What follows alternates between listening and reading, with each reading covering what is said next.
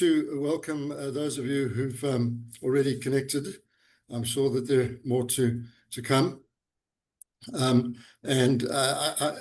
try and get through the business side as quickly and as efficiently as we can.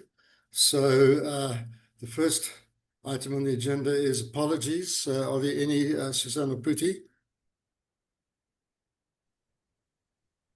Good morning, Prof, and good morning, everyone. Thank you for joining us. Prof, we did receive a couple of apologies by email, and I think we can just take those as noted. Yes. Thank you. Thank you. The RSVP is actually quite high this year, which is pleasing. Let's hope that most of them do manage to connect in at some point during the event. And for those of you who are on already, given your own schedules, teaching, meetings and other, please do feel free to enter and exit as you may need to. And of course, we will issue a full proceedings soon after the event itself. So the next point is then the confirmation of the agenda. I see we've got 10 minutes to discuss this. Do we need the 10 minutes? Or does anybody want to add points to general or any other points relating to the agenda over the next 2 days?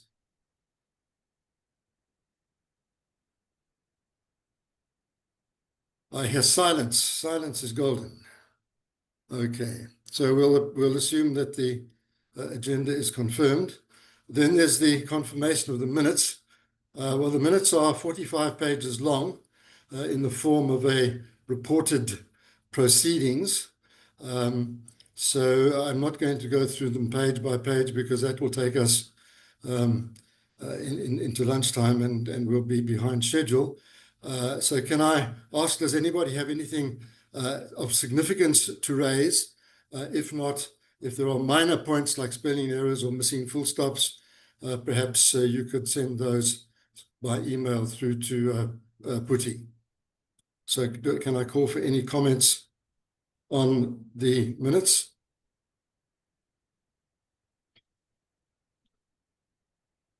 If not, then can we consider the minutes approved? And can somebody please second the approval?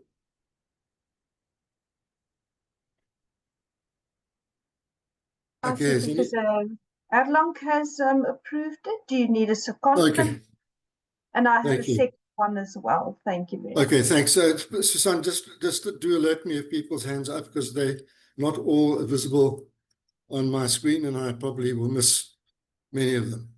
So more eyes are better than one. Thank you. Thank you, Prof. Okay. Sorry, can I just mention, just for the minutes point of view, Danielle Nelsanders, she has seconded the minutes. So thank you very much. Thank you, Danielle. Okay, then matters arising from the previous meeting. Many of these will, of course, be dealt with through the course of the next 2 days. And the statement on peer reviews, on the recognition of editors and peer reviews will be discussed also at 11:30. So, Susan, would you like to guide us through this particular session? Thank you very much, Prof. And good morning, colleagues. I'm absolutely delighted to see so many people joining. We do realize that it's actually quite an indent in your day. I think the only thing that we can say is that the fact that it's almost just half a day. Thank you very much for joining us then this morning. Let me just get to my PowerPoint slide. Prof, if you can just perhaps confirm that you are seeing it, I would be grateful.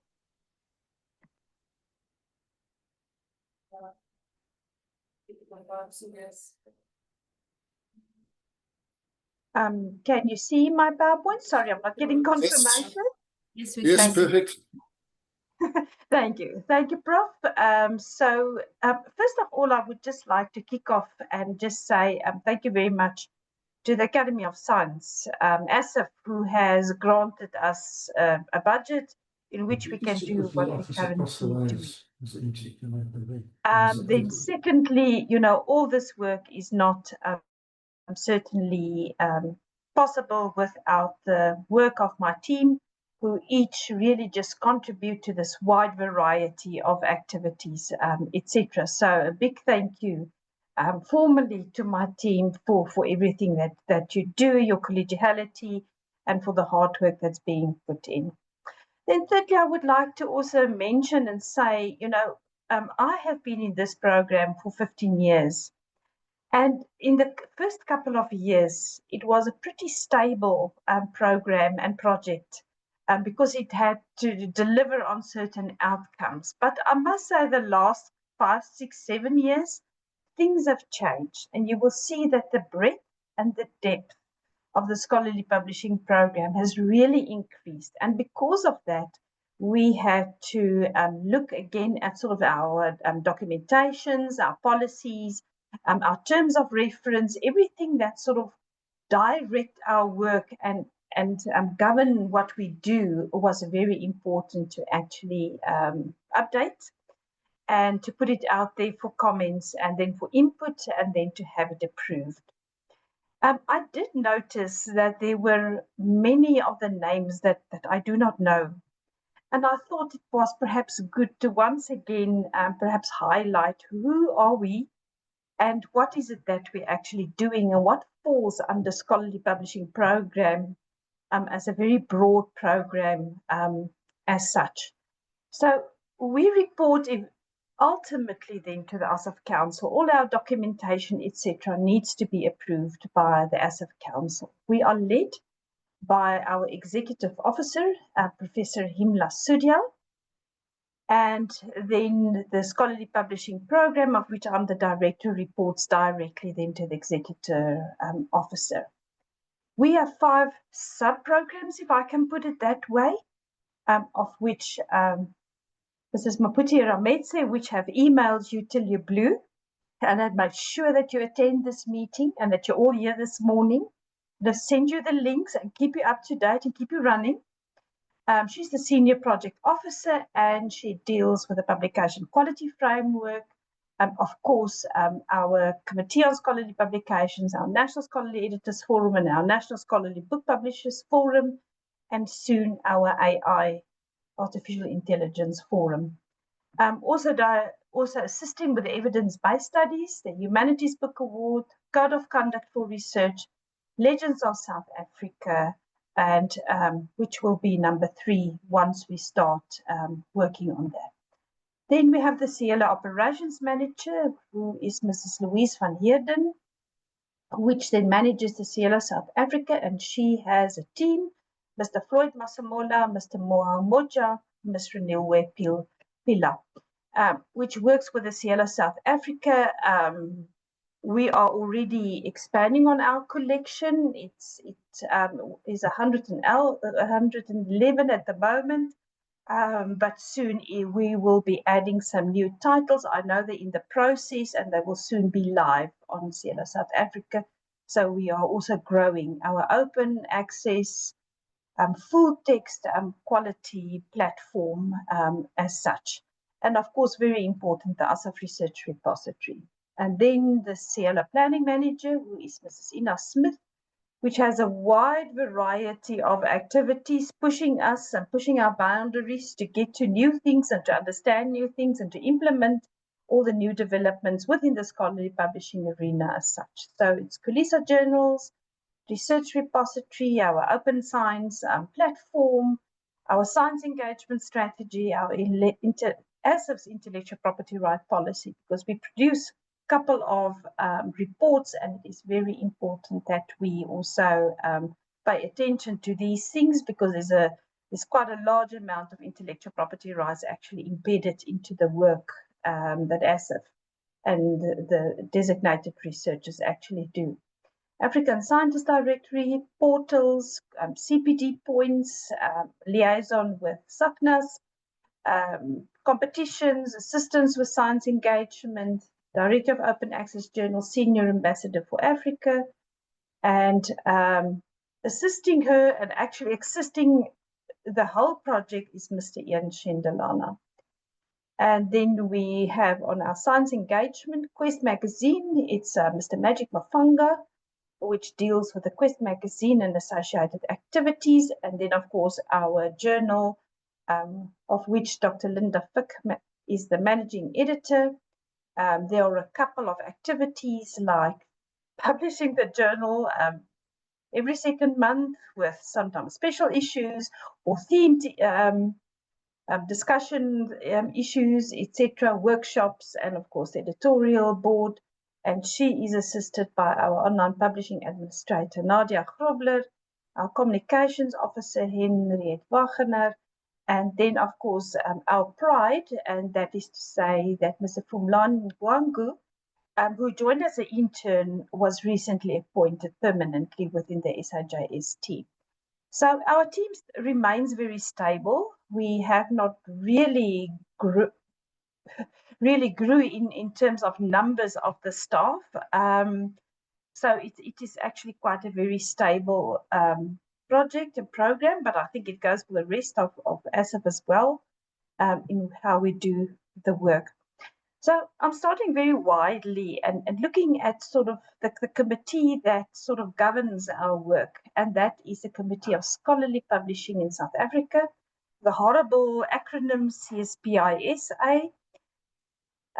So we revised the terms of reference, as said, because we are growing in terms of the activities we do, and also in terms of sort of the depth that we're going into different issues, etc.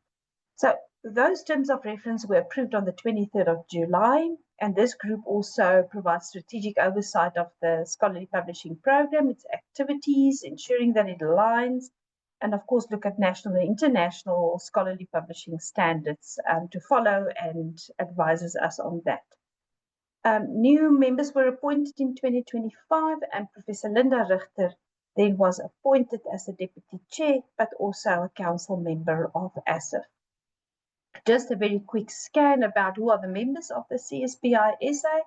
It consists of university presses, as well as editors from this group, as well as experts out of the group.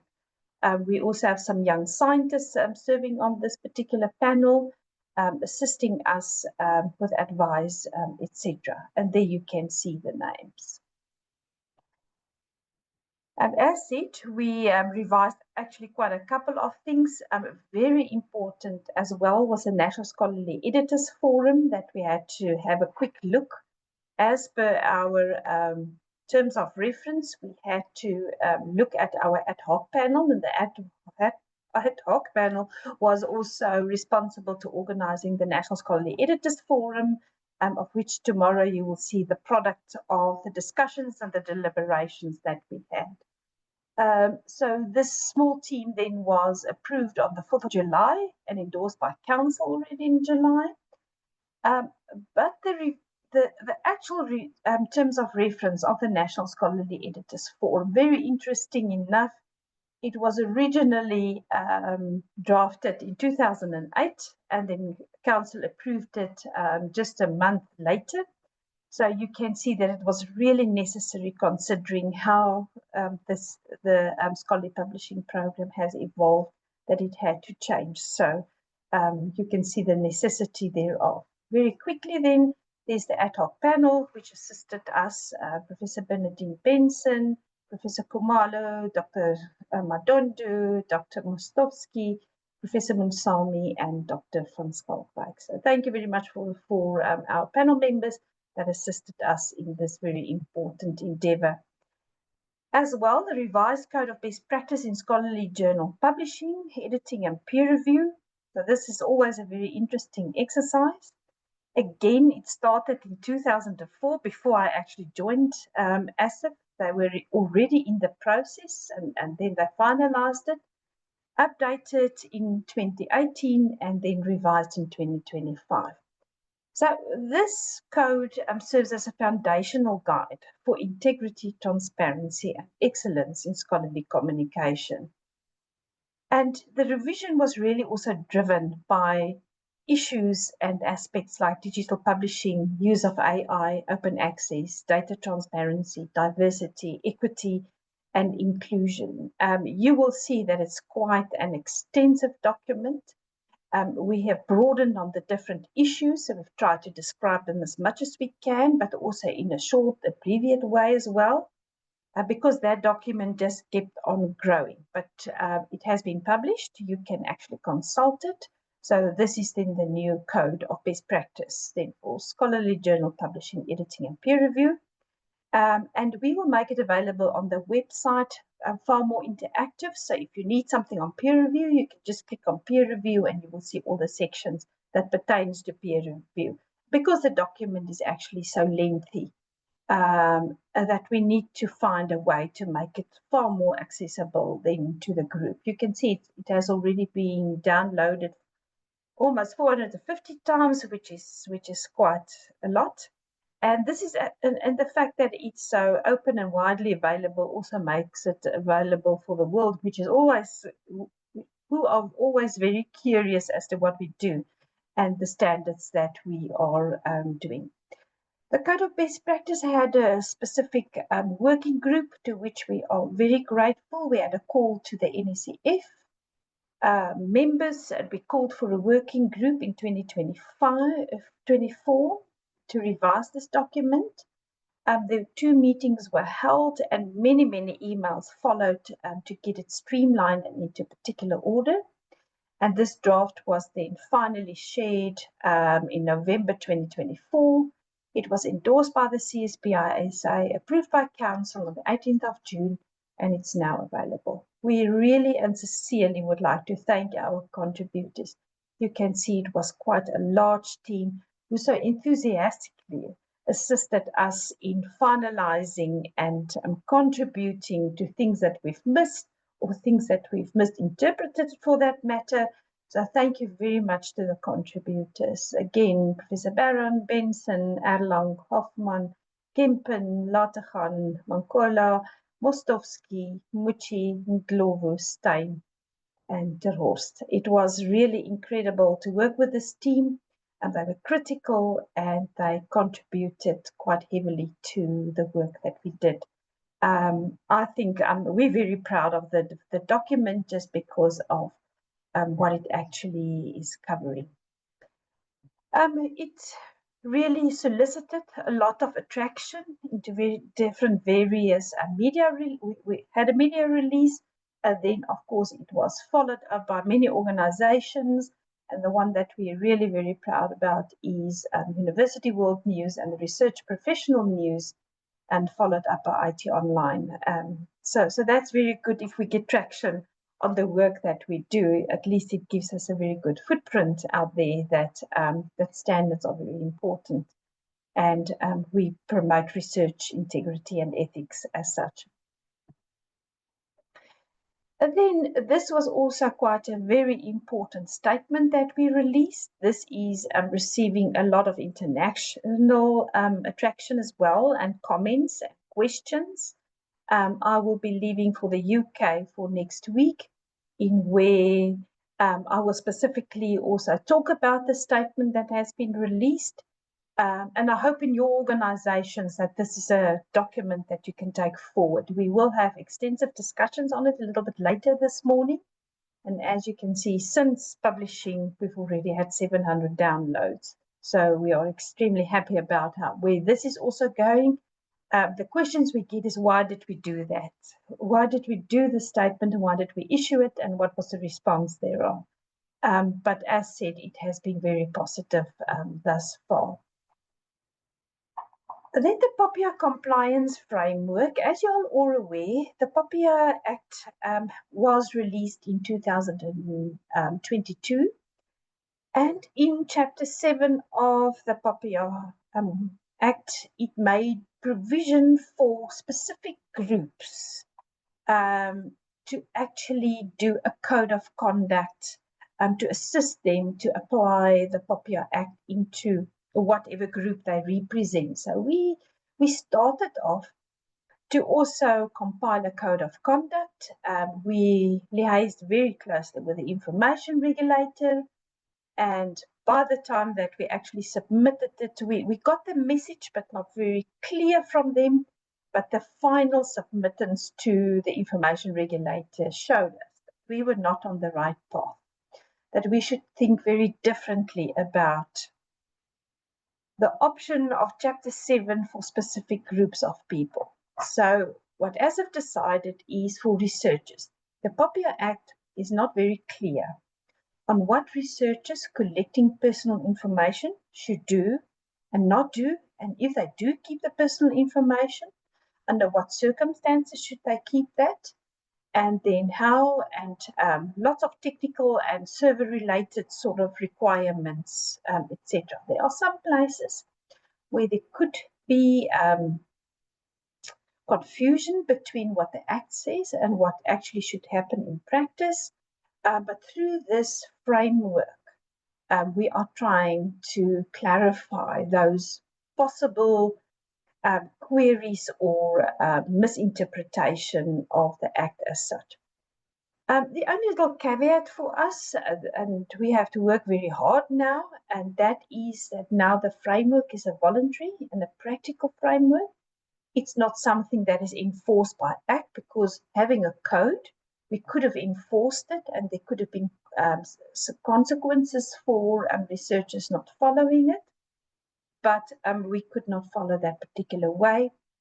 So we have to lobby and to advocate with researchers, but we are very happy with the progress we've had. We have very good relationship with research ethic officers in the different institutions and the National Health Research Ethics body, and also at least the information regulators very aware of what we're doing, etc. So I think we have managed to deal with the stakeholders very well. Having the framework also assisted us to have an inclusive and a useful format, because doing a code, we had to be very legalese and we had to be very legal-like, and our document had to have a specific format. But now with a framework, we could relax those things and we could talk in very plain language for everybody to understand, and to have little footnotes and little boxes and appendices, etc. So it's a very useful guide for researchers collecting personal information of their participants, etc. We are currently busy with a frequently asked questions document to address common queries, because we find that the issues is more or less the same when we get inquiries, and we are still giving some training and informing institutions about this particular framework. So again, we managed to establish quite an extensive stakeholder group and a panel and some readers and some reviewers.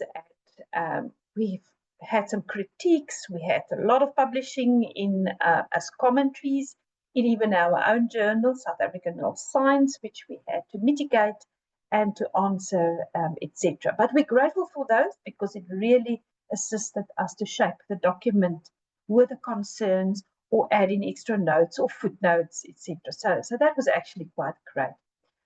We've also compiled, in collaboration with the University of the Witwatersrand, just a little infograph to explain the framework very quickly and shortly and briefly, and we hope that that will be used extensively and that it would be handy for others then to understand the framework.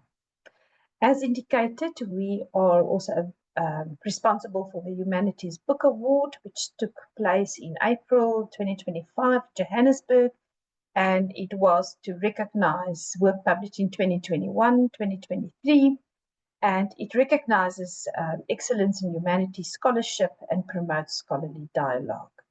The two established scholar winners were Professor Sibukasi Magatla and Professor Hugo Kokanam. Special mentions was Professor Isabella Hofmeyer and Professor Sandra Swart for their contributions, and we are in the process to plan some webinars to give the books more exposure, as well as the authors, and to highlight the work that they've done. As you know, we are quite active in the space of open science. It was best for us to actually have a platform where we could showcase the work that we do and the work that we promote.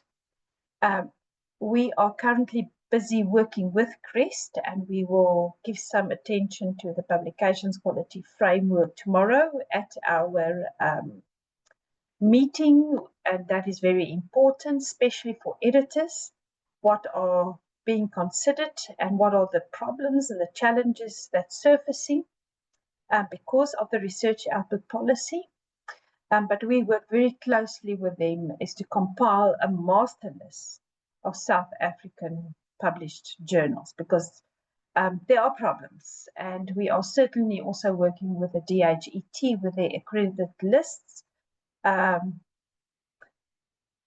are some things also happening, and there will be more standardization in when these lists and these accredited lists and the recognized lists are being finalized, etc. And then, of course, institutional repositories. We have quite a huge repository. And as said, we also give a lot on training on scholarly journal publishing, best practices, peer review, open access promotion. And then we are currently sort of experimenting with an online course. The first one we have on the web is the peer reviewer, because people sometimes ask for training, etc., and we're not available. So we'll see how this particular module goes, and the plan is to actually broaden it according to the different roles in the editorial process. So ASSAF's database of South African journals, for your information, there are 355 accredited journals, and we migrate them slowly but surely to the ASSAF portal for open science. But we also know that there are generally 368 journals published in South Africa, and this also includes non-accredited journals. So we try and understand who publishes, what do they publish, what is the nature thereof, etc. And we don't only focus on accredited journals, but the accredited journals are also very important in the work that we do with both CREST and with the Department of Higher Education and Training. And our source also will have to be up to date, because there are so many questions and so many confusion, not only by editors, but by researchers and research officers, etc. It is actually quite a big challenge at the moment, and that needs to be fixed. Just to show you what's happening out there with the journals, very interesting. And as said, there are some problems at the DHET in the list that they've released, and you can actually see it more or less in this graphs that I'll be showing you. So this just gives you an idea what is happening. So we still have to verify it 100%ly when the DHET releases now its absolute correct lists. But this is how it stands at the moment. So 280 of the 355 journals are what we call DHET accredited. 156 of those are in Directive Open Access journals, very little in IBSS, Zela South Africa 111, Scopus 177. You can see our coverage in Scopus is much better and wider, and the Web of Science 36. So I am concerned about that 36, because in my mind, and maybe Maputi, you can perhaps just enlighten us, what did you find, because this is mostly your work. Why is it 36? Because last time it was somewhere in the 60s, but the possibility is that there are so many retractions of journals from the actual index that might have an influence. But also South African journals do not publish regularly, and then the Web of Science actually just take them off for indexing purposes. So that could be a possibility, but I'm happy to be open for discussion. What it does mean is that there are duplication amongst the different databases.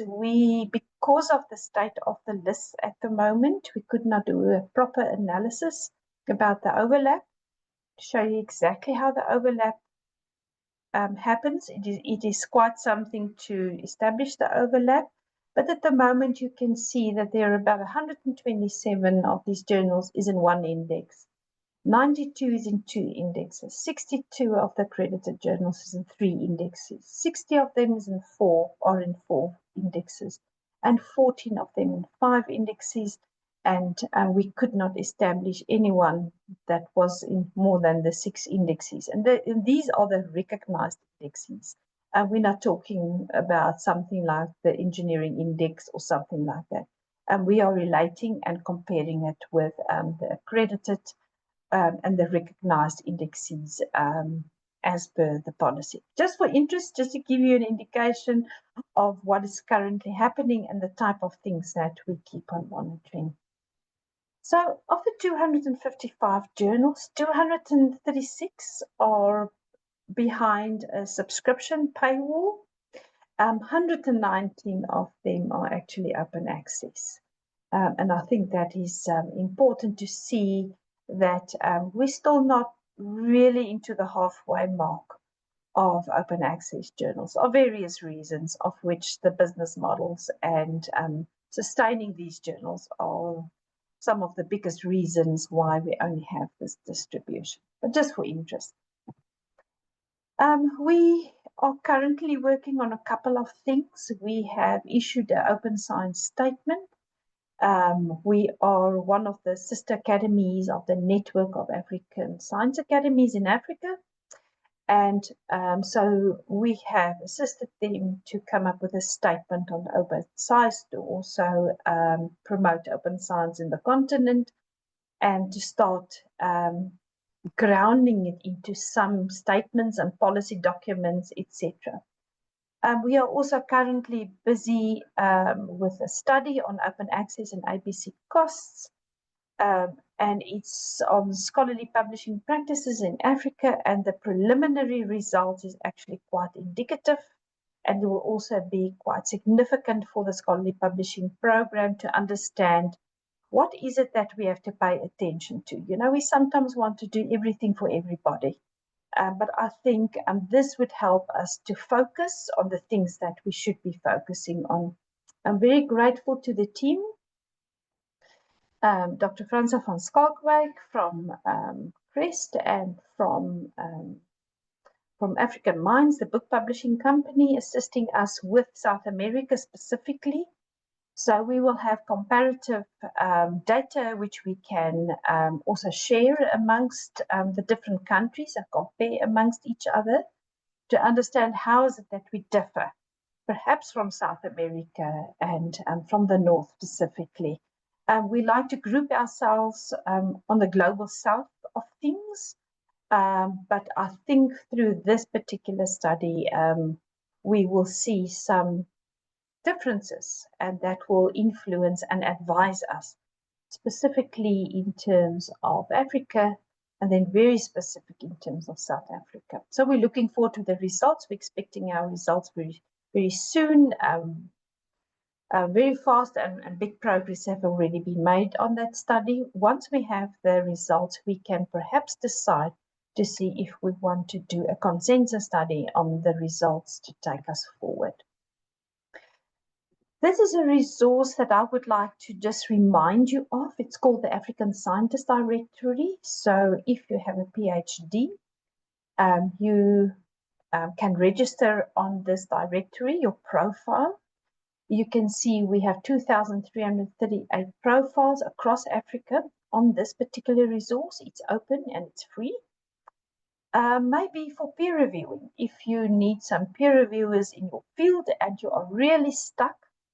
So there are many South Africans also on this directory, not enough to our liking, but certainly it also cuts across the South African expertise list and then for the rest of Africa. Also people living abroad that has interest in Africa, they've also registered on this database. So please have a look to see if that might assist you. ASSAf is this year the host for the S20, which stands for the Science 20. As you are aware, South Africa is the general host for the G20, the Government 20 for 2025. We are in the next month or two actually rounding off all our activities, and then we'll be handing over to the United States. We took over from Brazil.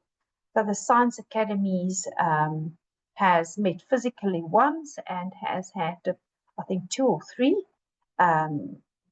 online meetings where they discuss climate change and well-being as the main focus of their discussions, and then making recommendations which then would assist scientists, policymakers, and other stakeholders as well. The SPP, the Scholarly Publishing Program, is responsible for the website and to keep it up to date, as well as for the following webinar that we'll have in this week. So we partnered with SAON, which is involved in the O20, Oceans 20 group to advance climate action through data sharing. So if you're interested, please register for this particular webinar. It promised to be interesting, and we have cut across many organizations to collaborate with us, as well as the HSRC. So we hope to address quite a spectrum of aspects, and data sharing specifically. This is a very fruitful subject field where lots are happening, and where collaboration and open access is extremely important, and open data in the sharing and the collaboration amongst countries and nations. The one that you're most familiar with is ASSAf South Africa. As said, we are really working very hard at the moment, and we're looking at different strategies to try and grow the platform. We had some comments from our department, not understanding why 355 journals are on the platform, because then this should be the platform of quality journals. And as I've already showed you, not even half of South African published journals are open accessible, and would like to have their content onto the ASSAf South Africa. So there's some work to be done, and we are certainly working very hard with that. We are currently also migrating to a new platform, and I thank my colleagues for seamlessly and in the distance and not very visible to me actually migrating and getting everything over. So we hope by January 2026 we'll be able to showcase our new platform and our new interface, etc. It will certainly help us in terms of the publishing side to make things a bit easier, because this software has been out there for a very long time. As said, I'm 15 years in this project. CLO is about 25 years old, so it really, the software is really starting to get old and clunky and giving us some problems. So we are migrating, and I hope you'll also benefit from that. So last year, or the year before, when we were in Brazil, there's some new criteria. Slowly but surely, this platform ups its performance, and it aligns itself internationally, but also with a recognition that our journals are perhaps not completely at that standard where it can just absorb and implement the different criteria. But the criteria, for instance, is the SDGs in the keywords of articles, compulsory DOIs, author org IDs, English titles. You must remember that we collaborate with Brazil and the South American countries, and this is not very standard in those countries, like English titles. We still have some problems sometimes with journals not having abstracts and keywords, and that is really to improve the discoverability. And we're also working hard is to get all the ASSAf South Africa journals on the directory of open access journals. And I must say, I think we're about 97% of our collection has been added to the DOAJ. So we work very hard with the different editors to actually add their journals as such. Then continuous publications for those journals who are struggling to get their issues full. So that is just to allow for earlier dissemination of new knowledge. Otherwise, it has to be held back until the issue is full. So we also work with journals to rather consider this particular model. And then, of course, with the with the AI policy. That is also compulsory because of the influence and the impact that AI has, positive and negative, to our work in the scholarly process. And then urging also editors to have an editorial development plan. And therefore, we also try to give some training, etc. We must remember that the Web of Science is sitting not in the core collection of the Web of Science, and that's that big part in the middle, but it's rather sitting on the side. You can see it there on the right-hand side, CLO Citation Index. But what we do find, there's an interaction between the core collection and the CLO Citation Index, and we can see that the journal impact factor of these journals are growing, and really getting the interaction and sort of the dovetail with the Web of Science core collection is really to the benefit of those journals in the collection. Just for interest, as said, our new numbers are 115 journal titles because we are growing, and I know that from the 111 to 115, they are in progress and just being finalized. Some of them are already online. We add about 350 articles per month. And there are 54,000 articles in the collection to date. So the collection is really growing and getting deeper, which is very important. Depth of any collection is very important to really get impact and to add value. You can see the usage of the CLO South Africa collection has grown mammothly from 2022 to 2025. It's over 1 million that it has grown. So it's really worth the while for the journals to be on the platform, and that represents a 23% increase of unique views when compared to the previous 12 months.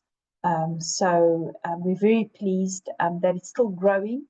There's always a concern that you might stagnate and that number does not grow, but we're grateful for the visibility the platform is getting. Last year was quite a significant year for 3 of our publications within the scholarly publishing program. It was our CLO, which was 15 years old. We compiled a video for that, and it has been viewed quite a number of times. We established a LinkedIn profile. We have also done a guideline for the use of artificial intelligence, and that serves as a broad, almost code of best practice for editors out there. So that is also available for you to consult and to look at. The 2 other publications that celebrated their birthday, so to speak, was our South African Journal of Science, which was 120 years old. It's one of the oldest journals in the country. And I'll talk a little bit about that a little bit later. And then, of course, our Quest magazine, who has also been for a couple of years busy. Kian, I see you switched on your camera. Are you nearly finished, or do you want another minute or 2? I need a couple of minutes more. Okay. If I may, I'll move on. Is Proceed. our yes, sorry. Okay. So AI Lagotlas, which is very popular and are attended by quite a number of people. We reach anything between 150 and 250 for these Lagotlas. And if you ever have an idea of what we can do next, we'll be very grateful. We try to be very provocative and very different to what other organizations do. So anytime, just drop us a mail and tell us what you think we could be doing. South African Journal of Science, which I just want to mention. I don't want to specifically, how would I say, sort of hold it in front of us. We are very proud of our journal, South African Journal of Science. It is our flagship journal. But you can see there's quite a lot of activity, and we try to make an example of this particular journal of what can be done, and perhaps following the best standards and the best practices as such. There's just some covers for you to view. And then, of course, our discussion series, which solicits a lot of commentaries and comments and disagreement and agreement, but that's the purpose of those discussion series, as the name actually indicates. And then I spoke a little bit about our 120 years of SAJS, and we had a lovely celebration of the journal with, and the special issue of that special anniversary issue. I can just tell you, if you want to read a bit about the history of science in South Africa and of the journal and just the times at the time, it is really quite an interesting read for one. We also try very hard that our SAJS comes in the news, and you can see we are frequently mentioned. We try our best to really profile the journal as such, to very new policies. Of course, the AI and large language model policy, and very important, our peer review report publication. We are starting to publish our peer review history into the articles for openness. So do have a look and see what we do. And if you want to tap into what's happening, please ask Dr. Linda Fick and, of course, Professor Leslie Schwartz from Stellenbosch University to understand what were their experiences. We have annual awards for the best article, for the best peer review, and there's some criteria for you to have a look. And then, of course, we have many mentorship and capacity building opportunities. We have a mentee program, and that changes quite regularly, where we get new mentees on, etc. But that is very interesting. And also as well as our training programs. Kulisa journals also growing in the background, 18 journals, also very doing on its journals that did not have their own web presence. We assisted them to create a web presence, and then of course we motivate them to follow our code of best practice. They are all listed on the DOAJ, and they are harvested by OpenAlex, which is very important. And as you can see, these are our training opportunities. Last week we were in Namibia, where we had a very successful meeting with the National Commission on Research, Science and Technology, our equivalent of the NRF, and we were very well received. Again, predatory publishing, on which I talk a lot, also getting a lot of publicity out there. And then lastly, we are just moving on to Quest magazine for grade 10 to 12 learners. But the statistics that we are currently soliciting is very interesting, and that is that even undergraduates use our Quest magazine extensively, to which we are very surprised. So we're not sure. Should we again have an attempt to make the language, take the lens we apply, still even more simpler, because we're really trying simple language here, but it seems that even for undergraduates, it does seem a purpose. But we'll watch that statistics to see where it's going. And then, of course, many science engagement activities with elderly, with disabled, with school children, dealing with the food poisoning campaign, because these food poisoning is horrific and they're still out there, and we're trying to create awareness with the learners, what to buy, not to buy, how to buy, what to be on the lookout for, how to advise their parents, how to advise the spaza shops. It is quite a minefield of issues surfacing from that particular aspect. And I want to thank you so much. Thank you very much, Kian, for allowing me to go a couple of minutes over time. Thank you.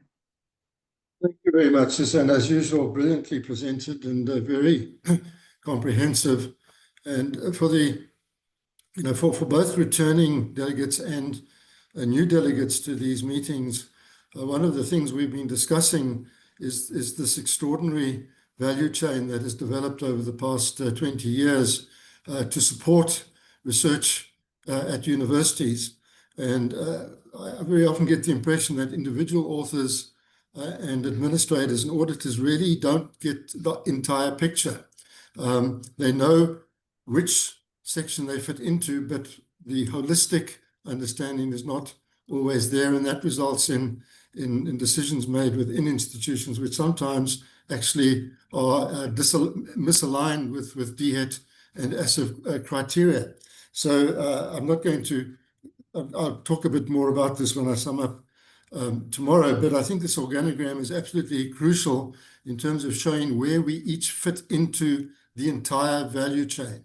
And it's a value chain that is pretty much unique in the world. And this is the background support that is often concealed from us as we try to get through our day-to-day pressures within the university that we need to be aware of.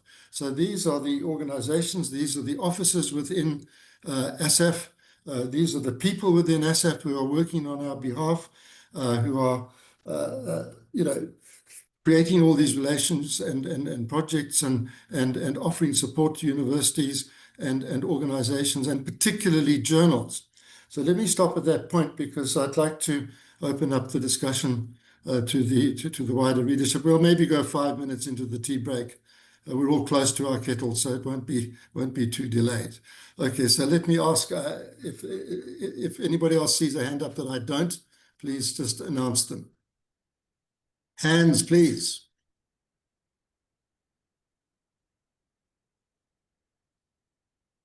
Somebody, Ina Smith, register on the, okay, so that's in the chat. Okay, while we're waiting for a hand to come up, let me perhaps just extemporate a little bit. Susan talked about foundational codes.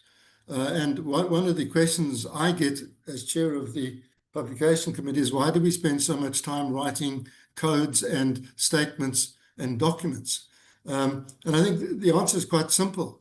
Since the DHET system has been in operation, and since that operation calls on taxpayer funds to underpin research at universities, and since authors, in addition, some authors at some universities, but universities then benefit from that research, it's the taxpayer that's paying for that research, and therefore there has to be accountability within the system. There has to be regulation that we're working to best practice.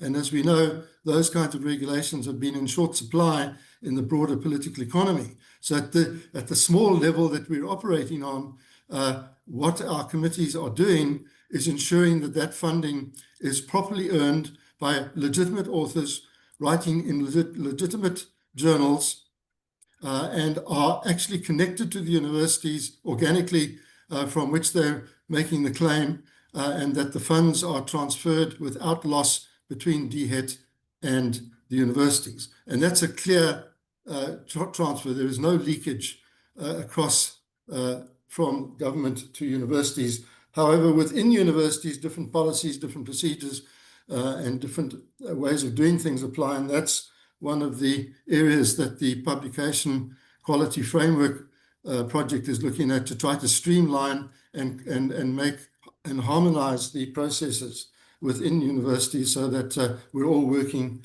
on the same page. I still don't see any hands. Can anybody see a hand? If I'm not seeing your hand and you want to talk, just interrupt me, turn on your mic and interrupt. Yes, indeed, Prof. I really want to encourage people to ask the questions. Now's the time. That's why we've made so much provision in terms of the time. And we always get the comment that, where they never get the opportunity to discuss issues with us. So now's the opportunity to discuss issues, whatever they might be, with us. This is very informal. We would really appreciate criticism, comments, anything. Okay, that's a really heartfelt plea. Somebody must be able to respond.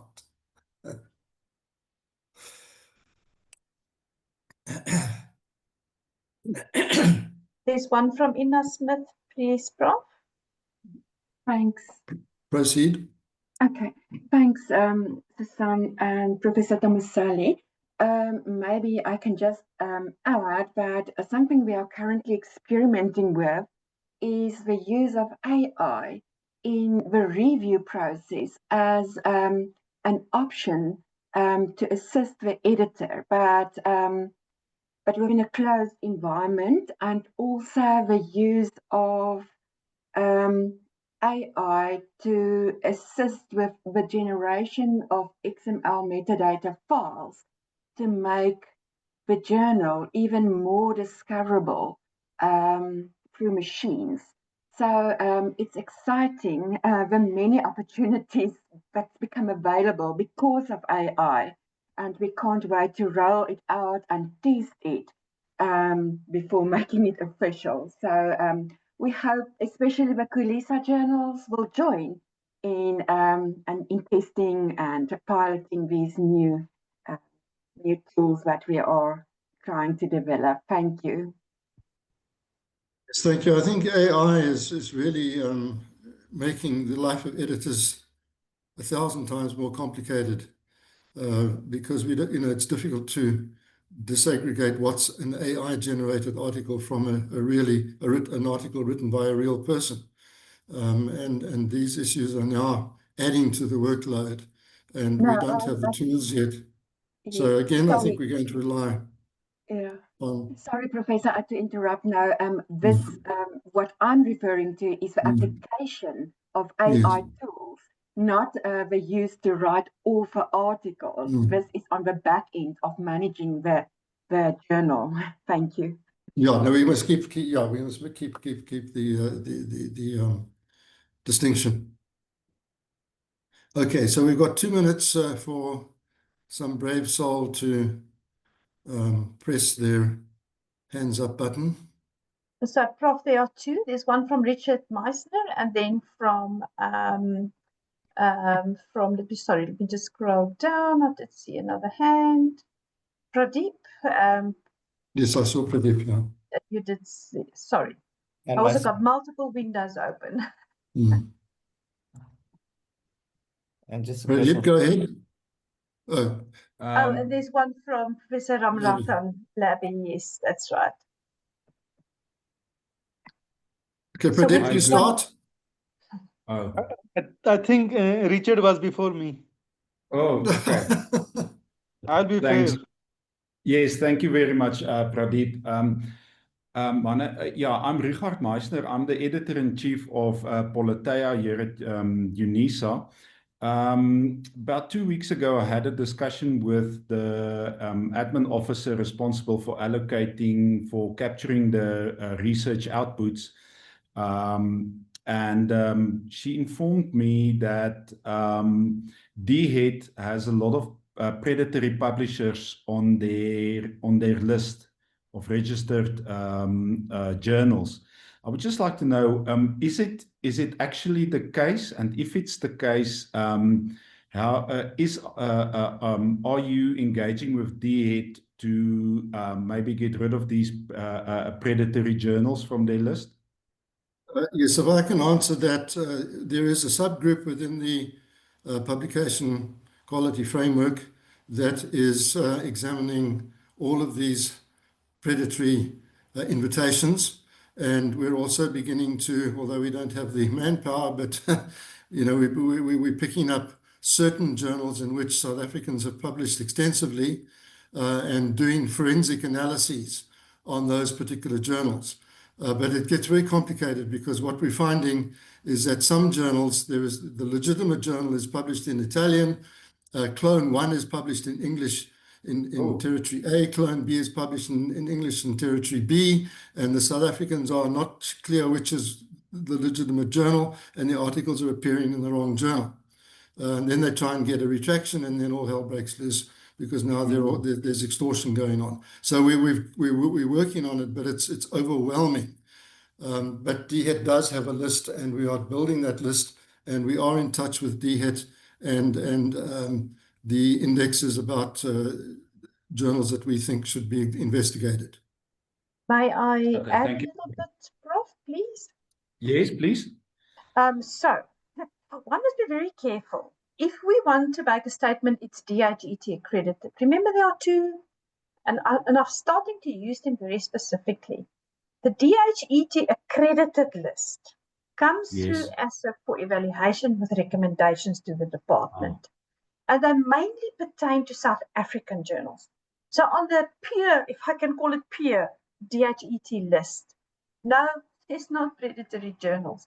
But if we look at the recognized indexes, so which are those? Web of Science, Scopus, IBSS, Cielo, DOAJ, Norwegian list, 6 of them. We look at those.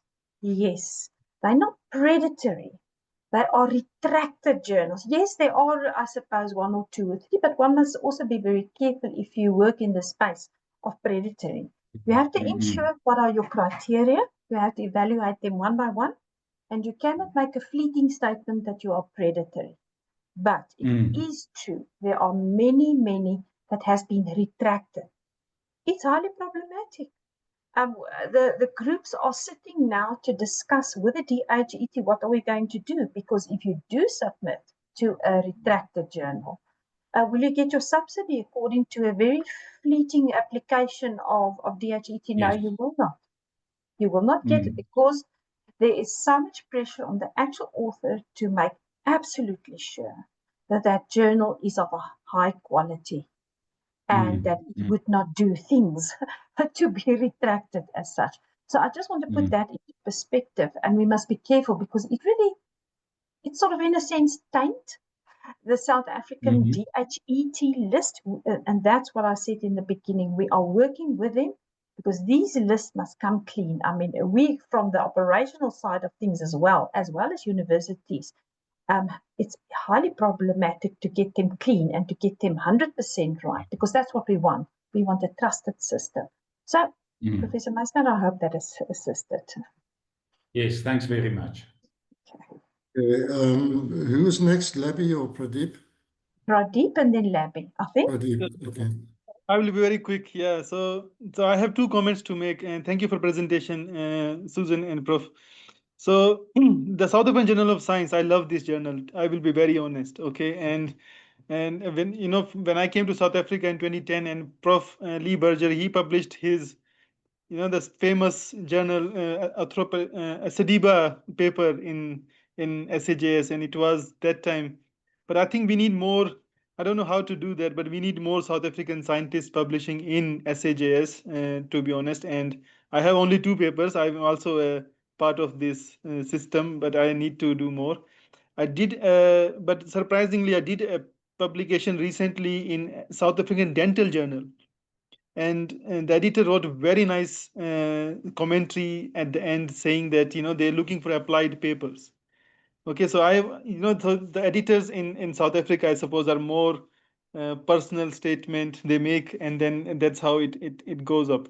My comment is then, Susan, how do we put South African Journal of Science and journals SADJ, these journals, on publishing platforms? For example, South African Journal of Botany is doing very well in Elsevier. So is there a plan going forward, or you want to keep the publication with ASSAf? How is gonna, because if you go international publishers, then also it's a big boost to the journal as well as authorships. I will end here. Thank you. So thank you very much, Professor Kumar. I appreciate your question.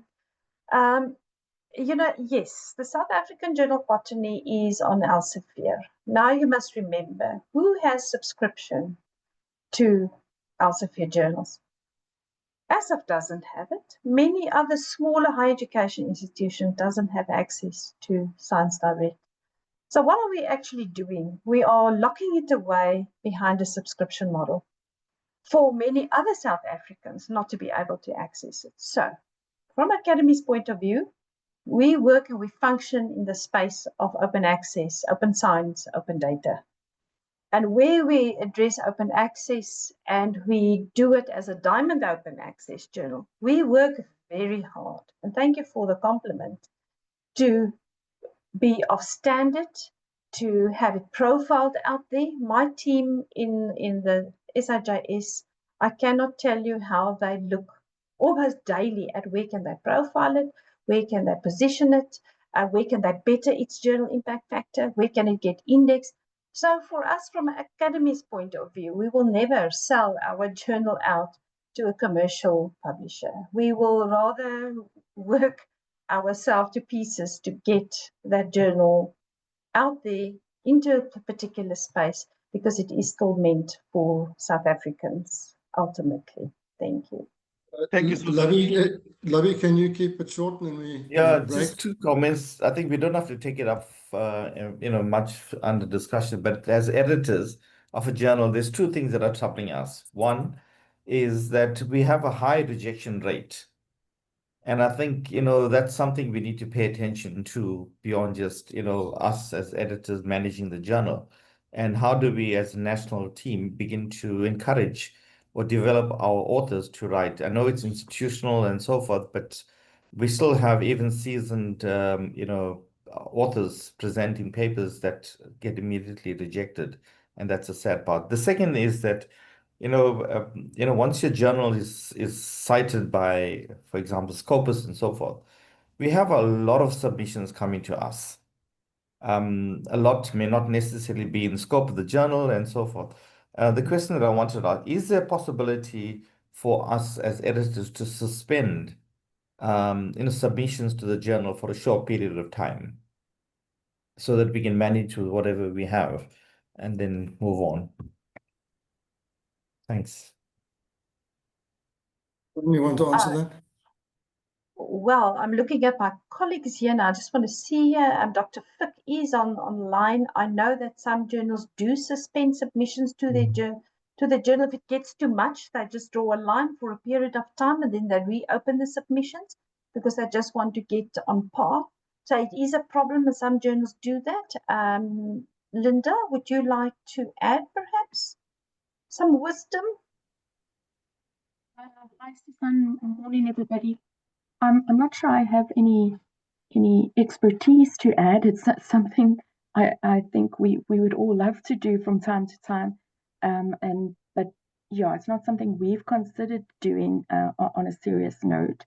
I know, as you've said, other journals have done so. I think perhaps Louise may have more information on that. But in terms of best practice, I personally don't know sort of if there's a formality to follow. But it would be interesting to know. It's certainly something that I know would help a lot of journals. I think different journals have different procedures. I know that one South African educational journal suspended submissions for a period of 3 months. An Australian journal that I submitted to wrote me a letter, said that I'm going to wait a year before they send it out for my article out for review, and it could take another year for the review to occur. So are you still in the picture 3 years hence? So I think it's a case-by-case basis. Okay, I'm going to draw close here. We've lost 9 minutes, so can we please meet back then promptly at 11:30 for the second session? And thanks to all those who presented so well so far. Thank you.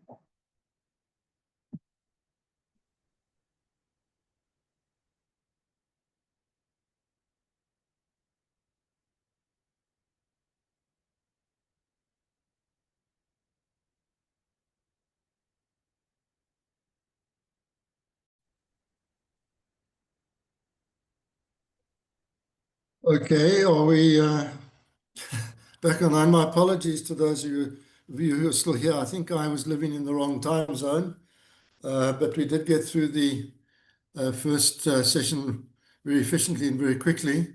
But we did cut, I did cut the time for discussion rather preemptively because I was an hour ahead in my head rather than on the clock. So for those of you who are here, we'll insert the extra time for discussion into the next session.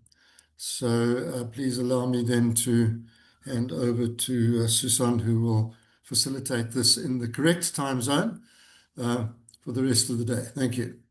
Over to you, Susan. Thank you, Prof. Once again, welcome back. I think this is quite an exciting part of our agenda, really starting to drill down into some very deep issues. For those who still had some questions in the previous session, so please just hang on to them. We have, after this particular session, we will have an extension extensive discussion on some issues, etc. So please don't forget them. They were really starting to heat up and to get into the very specific things that we should pay attention to. So I'm very pleased now to actually introduce you to Professor Philip de Jager, who is a professor in the Department of Finance and Tax at the University of Cape Town, and also a visiting professor at the School of Finance at the Shanghai Lixin University of Accounting and Finance. And then also Professor Gideon Els, who will respond. We took the idea of recognizing editors and peer reviewers in the work that they do. So Professor Els holds 2 doctoral qualifications, one in economics from the Rand Afrikaans University and one in auditing from the University of Johannesburg, which had a name change, of course. He also completed his postgraduate diploma in higher education from Rand Afrikaans University, has been there since 2001, associate professor in November 2005, and in January 2008, he was appointed as the head of Department of Finance. So Professor de Jager has been a member of the ASSAF's Committee on Scholarly Publishing, and he also served as the chair of the UCT Retirement Fund for 8 years until 2023. And recent consulting work was on possible excessive pricing conduct for the Competition Commission of South Africa. We are very grateful to Professor de Jager with the team that took the statement forward. It went through many painful iterations, but we got there eventually until it was published. And Professor de Jager, I'm going to hand over to you so that you can introduce us to the subject field and address specific issues then in terms of the statement with the participants. Thank you, Prof. Over to you. Thank you, Susan, and good morning to everyone. I just want to get my slideshow up and running. I normally teach at UCT. We use Teams. So just bear with me for a moment. I think that should do it.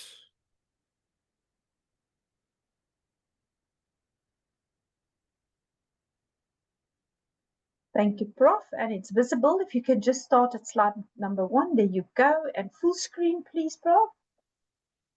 Is it not full screen? No, it isn't. Okay, It's so still I've got you in- on the wrong screen then. Audience, I'm sorry. Just bear with me. I'm going to unshare and then just start it again. Okay, Zoom.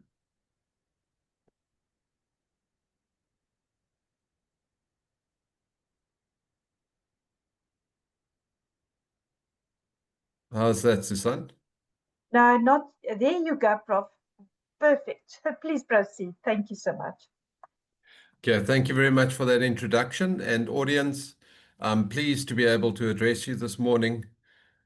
Really, what I'm going to be doing is I'm going to briefly remind you what this ASSAf statement on the recognition of peer reviewers and editors, what was it about, a little bit of its history, and it was published October last year. So I'll briefly look at possible impact and how can we take it further.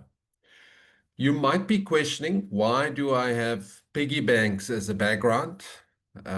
It's not just because it's bright and pretty, and it's also not because I'm a professor in finance and it needs to go about money. But I think the story about the peer reviewers and the editors is a story of incentives.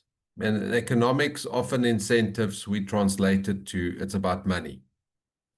What's important for our jobs, what gets rewarded, that's going to have a real impact. So that's why the piggy banks.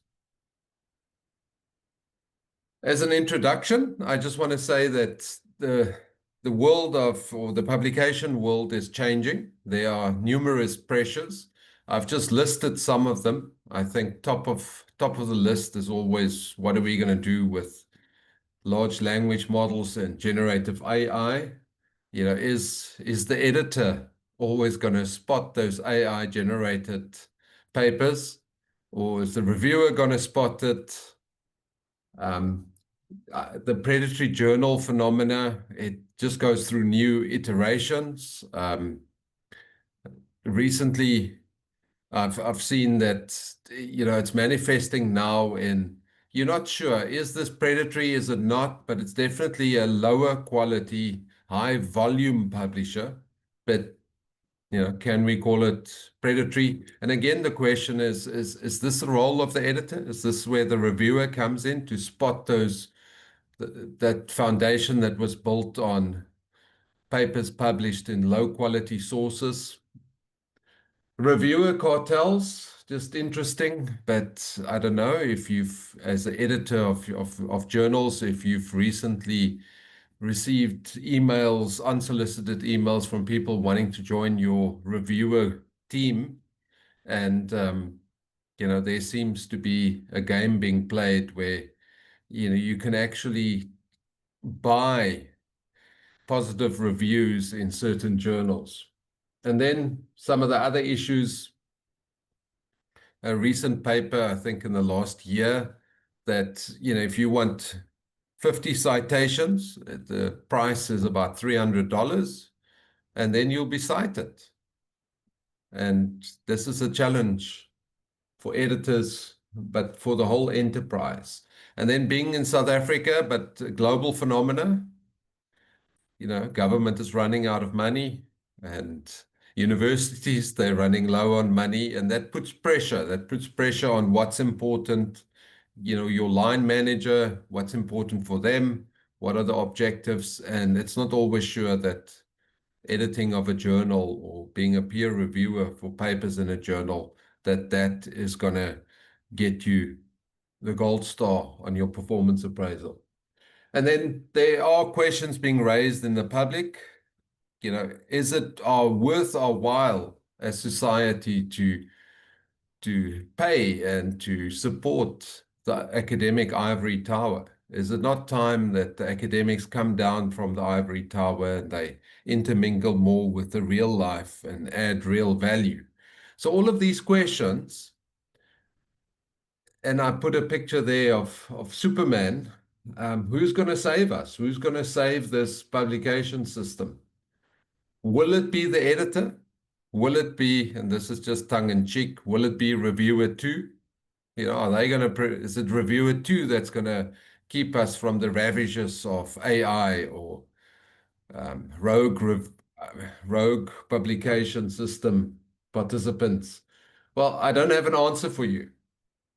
But definitely, if we lose the editor and if we lose the reviewer, then, there's even less of an answer. So what my presentation is about and the context in which I'm placing the statement on the recognition of peer reviewers and editors is one of incentives. And incentives, they do matter. I mean, it's economics 101, but people respond to incentives. And in the same way, editors and reviewers, if their work is not appreciated, they will respond. And probably how they will respond is to do less. And given these pressures I've listed and the numerous others, I think society will be much worse off. That is not where we want to go. So just to remind you, the statement, it was adopted October last year. Where did it start? I had a session at the Nationally Scholarly Editors Forum in 2021, where we discussed whether research and the whole being an editor and being a reviewer, whether it is something, it's just labor that you take on and it's a terrible thing, or whether it should be fun. And the general agreement was absolutely it should be fun. But is it fun to the extent that our universities can say, well, you're having fun, we're not paying for you having fun, you can do that in your personal time? I just put I cut out one of the comments that after my talk at the 2021 session that I received, and I think, it's not funny, it's just straightforward. But the participant asked, how can we get universities and faculties to recognize the workload of journal editors as part of their academic workload and be acknowledged? So there was a general cry from that session.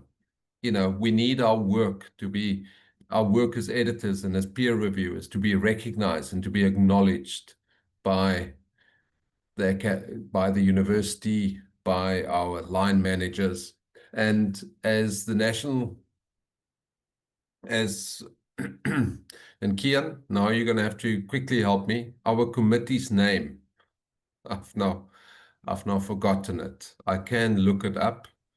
The committee on the Committee on Scholarly Publishing in South Africa. Correct. That Okay, yes, committee, yeah. we took this up as something that we're going to work on, and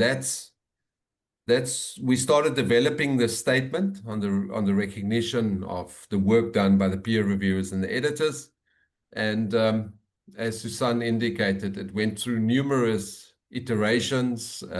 We peer review process, but then ASSAf Council also had input, and it was doubtful for quite a long time. It was doubtful that the statement would actually make it, but I'm grateful. I'm grateful to all the help and effort that I received from ASSAf, from Susan's team, from Kian, and eventually it got through in October.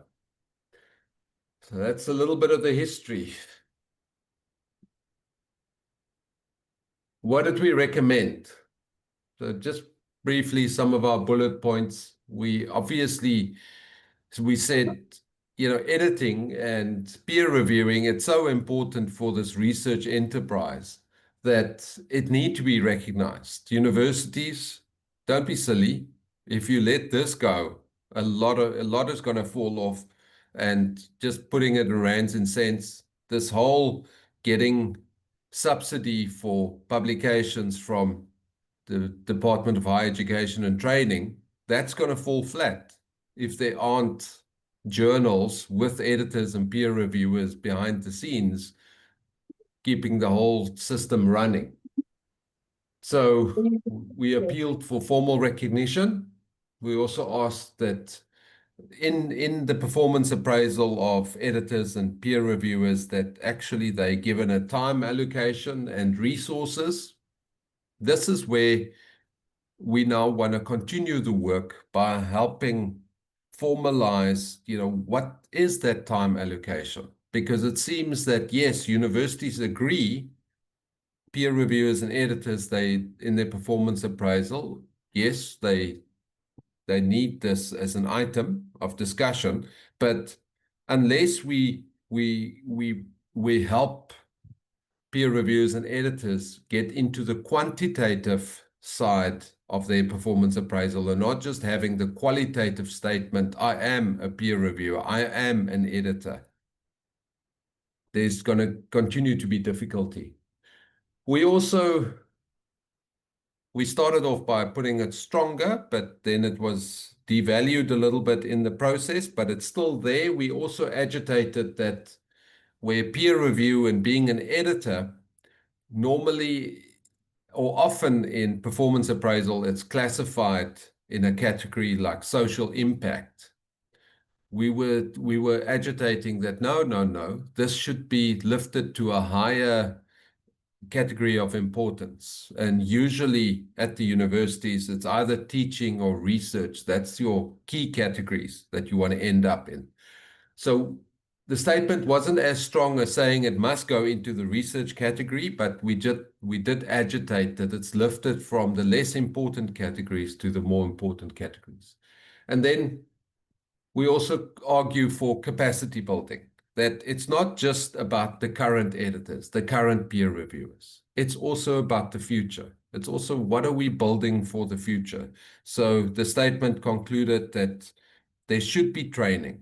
There should be systemic encouragement for young academics to take up these positions. What was the impact of the statement? So it's quite qualitative, the slide of mine. But from my observation, it doesn't look that it was taken that serious by the universities. These names of universities that I've listed, these are universities where I've got evidence that it was taken serious. So they In contrast to my own experience at my university, I emailed the statement immediately to our Deputy Vice-Chancellor Research and to our research office. I explained a little bit, the process, what's behind it, but it wasn't acknowledged. There was no reply. And I think it seems that it might have happened like that at many other places. At Stellenbosch University, I received feedback that it was discussed at faculty board level. So that sounds relatively serious. At Rhodes University, I know that the library at Rhodes University explicitly had the statement on their website and a little bit of a discussion around it. And then I know UNISA, they approached us as the team drafting the statement. They approached us via ASSAf to say, let's have a presentation, to the UNISA environment. It didn't happen, but definitely the signal I got from it is that UNISA took it serious. Then there were a few editorials and commentaries published. You can see South African journals. So I'm just listing the names there. Journal of Psychology, Journal of Science, Computer Journal. Kian made his keynote speech at the ASSAf AGM in October 2024 a lot of it was based on the statement and taking the statement further. Then there were quite a few, and this is where it goes a little bit more international. There were quite a few web posts or blogs, so just some of the names are listed there. There was a webinar hosted or facilitated via ASSAf on the statement and why it was necessary. I think it was quite well attended. And Kian shared the email with me from an editor that within the Edith Cowan University in Australia, where the statement was shared with the Journal Editors Committee. So this is already quite interesting that a university has got a Journals Editors Committee. That already means that university is taking editing quite serious by having the committee. But, we got some traction in that sense. So I would just summarize the slide as reasonable traction in South Africa. We didn't change the world, if I look at the international impact, but definitely this should be, if this is a boxing match, the first blow, we've landed the first blow, but it needs to be followed up by that second shot. And that's where I then get by calling the statement itself our stage 1. But now stage 2 is to animate the statement within our universities. We need to get into the performance appraisals, not as a qualitative factor, but as a quantitative factor. In other words, what's needed in the performance appraisal is so many hours per peer review, so many hours per X activity, editorial activity. And this is where my colleague is going to take it further, because he's got some ideas on how can we quantify editorial activities, peer review activities, to the extent that it's auditable. Thank you, Susan. Thank you very much, Prof. Thank you for giving that introduction. I deliberately kept it out of mind because I knew that you were going to dig a little bit deeper and show us the way ahead. And thank you. Yes, and I agree. There was some sort of media exposure nationally and internationally, but our next steps are extremely important to ensure that the statement does have the effect that we want it to have. There's already some questions in the question box, so thank you very much, colleagues. Keep them coming. Some revolutionary ones, can I just warn you? But we'll debate those after Professor Els has actually done his presentation. Professor Els, I'm going to hand over to you. Thank you very much also for the work that you've been doing. Please proceed. Susan, yes, good morning. Yeah, let me just move this a little bit. Yeah, good morning. Let me also just share my screen now. Um,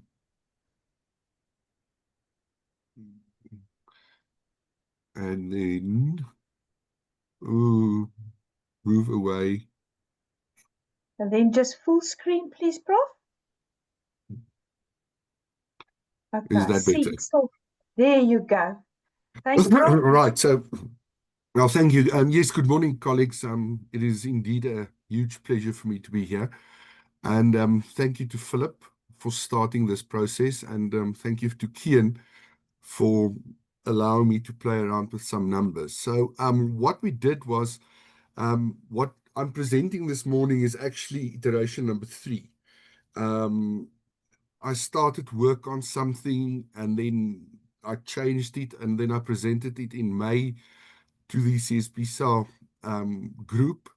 I had amazing feedback from them to help me and I made changes. And then yesterday afternoon, I was finalizing my PowerPoint for today and I made more changes because some of the things just didn't really want to work out.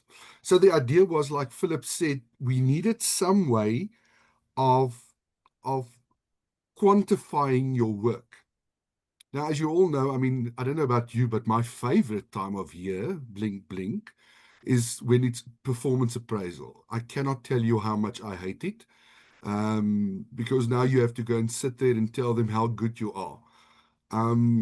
The problem with being an editor, like Philip says, it's normally confounded to one metric somewhere on the list that you're doing. It's a case of, so you're an editor of the journal, yes. Was the journal published? Yes. And that's the end of the discussion. The problem is, I don't think many of the colleagues understand and know the amount of work that went in to get that thing out. And even more importantly, these days within South Africa, for those, I mean, you all editors know, to get it out on time, because there's nothing I hate more than getting a letter from a university where I have to explain why my journal was late in being published. So what I did was I started off and I asked myself, how can we go about in getting recognition for editors and peer reviewers? I think for me is a second phase working on this. And also getting, I think, the acknowledgement from the institutions that we work for. Acknowledgement is more than just being asked the question of whether the journal was published. Furthermore, also is the fact that I want to see our institutions engaging more with us as editors in terms of what we're doing. I see my work as an editor of an academic journal. That's part and parcel of my work as an academic. It's a core part of the work I do at the university. So it's not something on the side I do on a Saturday afternoon in between 2 rugby matches. And then the other thing there, I think what's important is that I wanted to look at the idea of consistency, because that's the other problem in that I need to ensure that I'm being measured quantitatively from one year to the next in the same manner. And then also transparency. I think we need to be much more upfront with what we are doing, in that being a journal editor is not just reading through 10 emails. It's much more than just that. So what I did was I said, okay, how can I go about in, and let me just kill this thing over here. How can I go about in getting a way of, or let's call it a KPI or KPIs on the table in terms of what do I do as an editor? How do I go about and what's my work like? So I said, eventually I want to get to a point that I can have, and sorry, this is now the quantitative economist financier coming in here. I want to put a number on the table. And for that, I need to calculate a score. I need to calculate what I call my base score calculation as an editor. And I looked and I said, there's basically 5 elements that I want to take into consideration. The first one is, like Philip also spoke about, time investment. Your journal quality, because I mean, obviously, the work I do with my journal cannot be compared to the work editors do with Nature. I mean, that's two completely different worlds.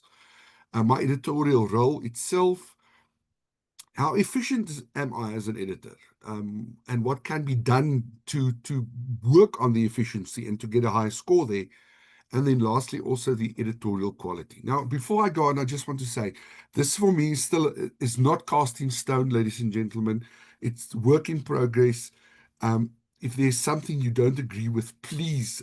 That was the most amazing thing we did in May when I presented my version 2, was that I had amazing comments from colleagues about things that we can change and that we can work on. So I want to invite you, please.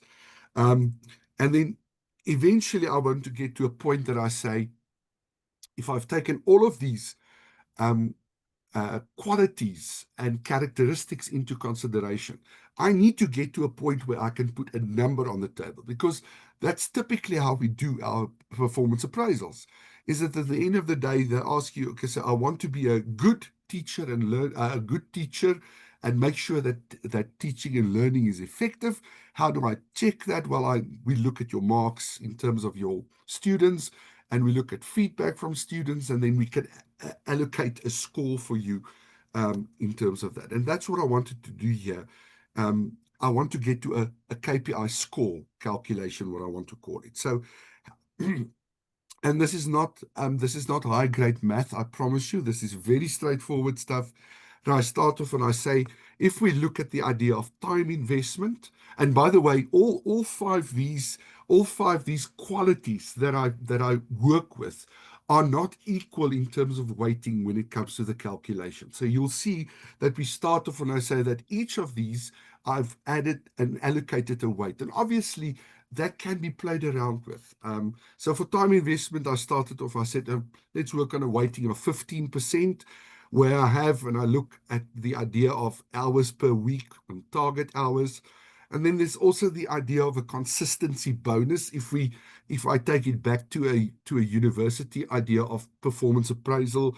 So if you get a 3, you did your work, but if you get a 3.5, then you can have 15 Rand extra this month in terms of your salary.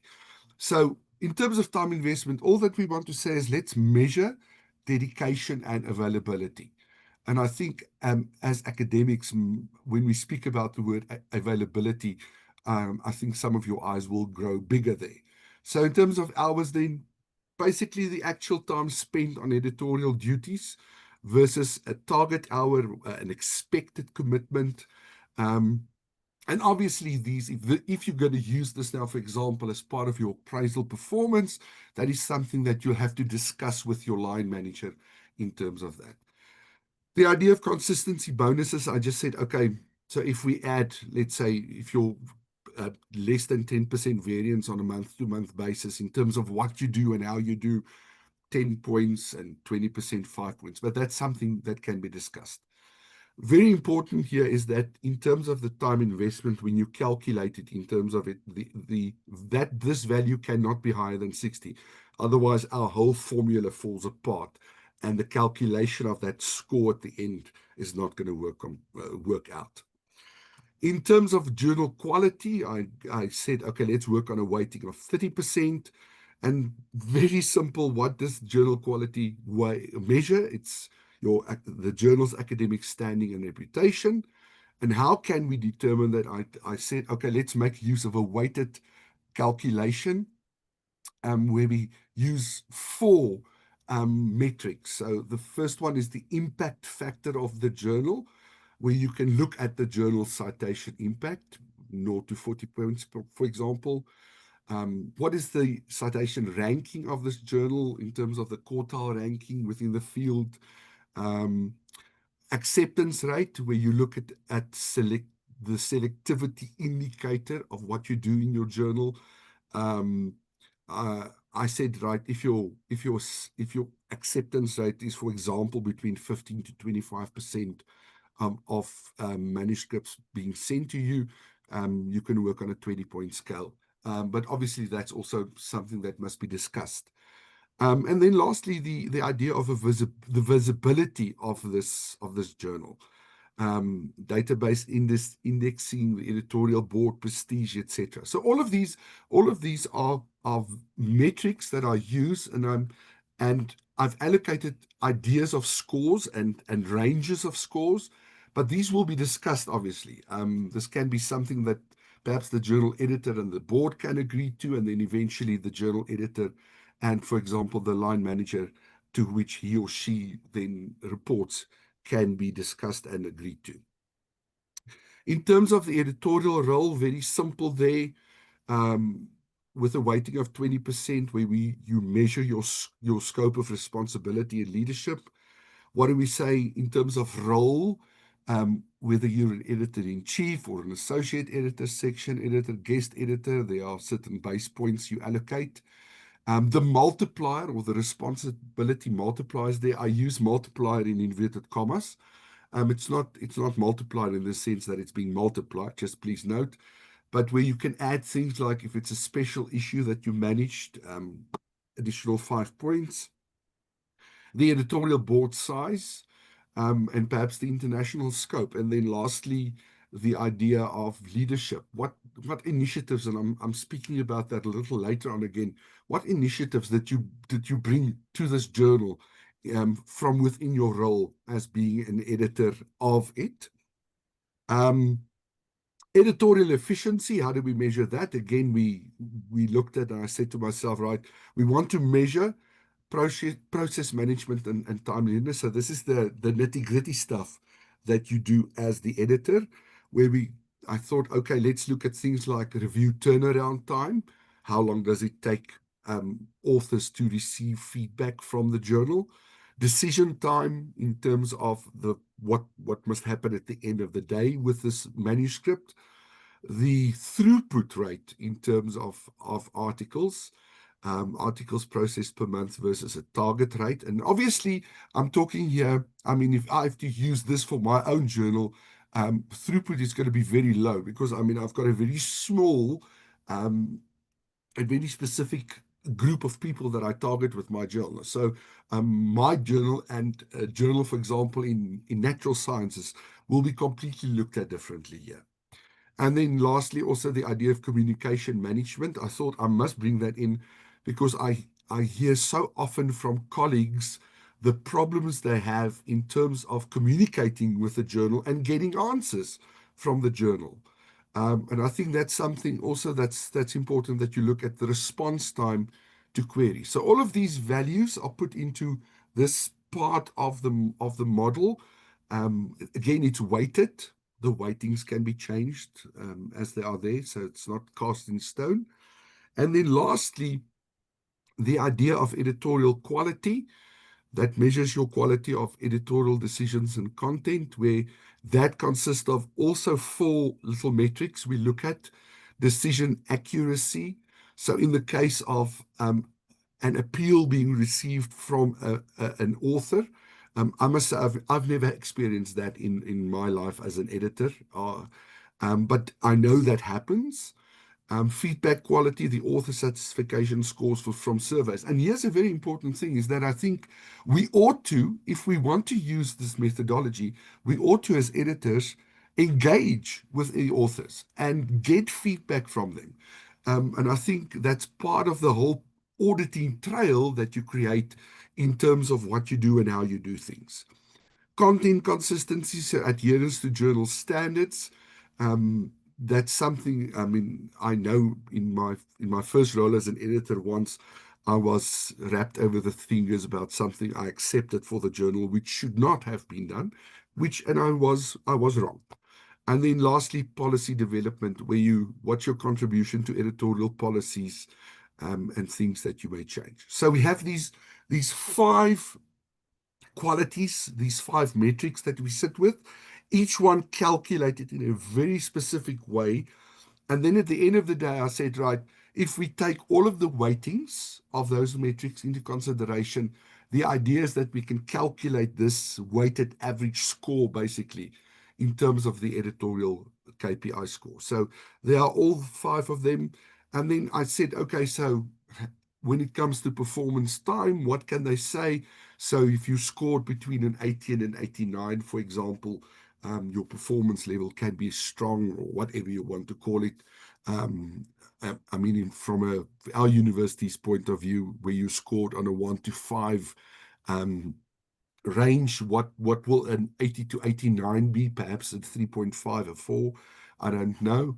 But also in terms of, I think very important here is that it gives the editorial board an idea also of your quality, in inverted commas there, in terms of what you do as the editor. So it can also assist them to ensure that things get done and things get better done over time.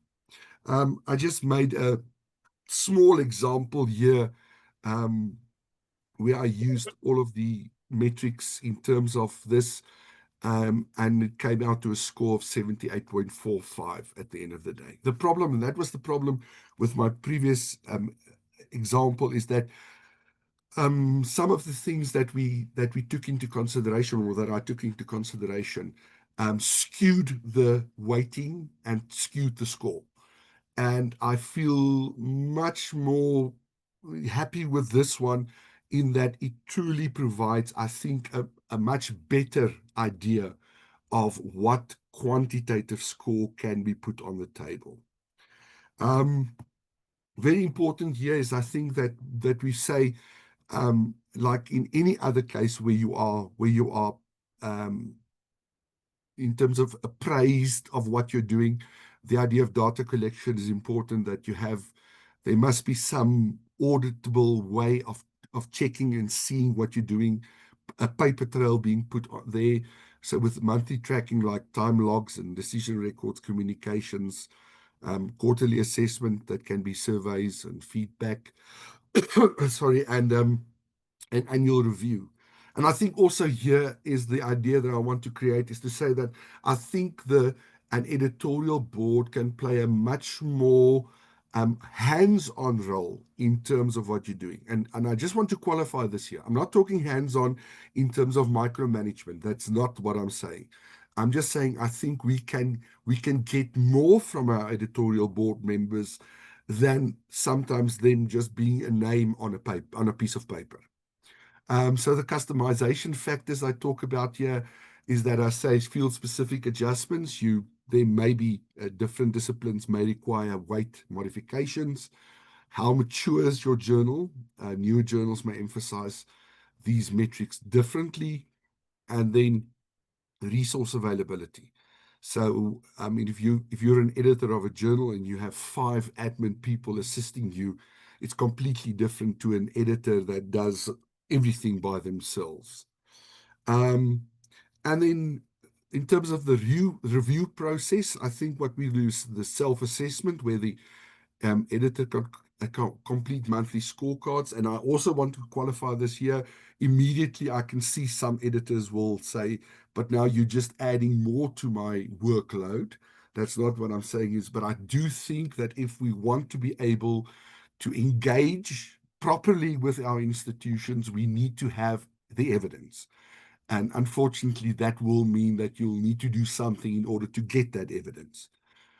So publisher review, quarterly formal evaluation, that is if you, for example, use external publishers. Stakeholder feedback, very important. And I think that's something we can all attest to, is that getting just some sort of feedback also from your reviewers, for example, in terms of how they experience this whole process. And then the goal alignment, obviously. Strategic objectives, I think here is that starting off implementing something like a manuscript tracking system, if you haven't got one yet. Your editorial board diversity, which will also then add on in terms of one of the metrics that I've shown you, and then perhaps the idea of special issues that can be brought to the fore. So yeah, Susan, that's my 1 cent worth of information. Thank you, Prof. I can certainly see that your mind has been working over time and that you've adjusted the formula quite incredibly, and I can just see that you're unpacking the different criteria in detail now. So that's very interesting. So thank you very much for the work, and thank you for applying your mind to this. This is a very interesting concept, and I think we should actually shake the world with this particular approach that we're following, just to create awareness, but also for implementation. So thank you very much.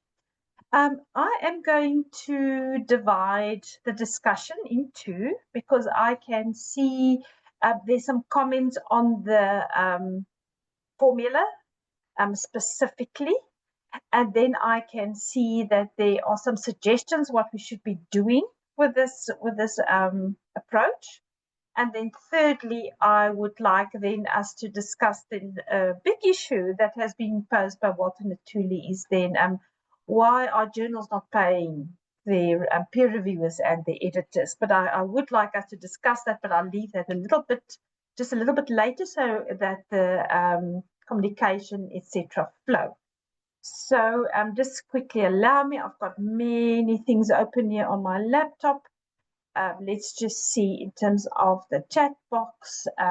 There was some comments from Dr. Fick that mentioned that we should, and let me just find it now, is what about, is it citation rate? There you go. Citation rate, acceptance rate, and visibility.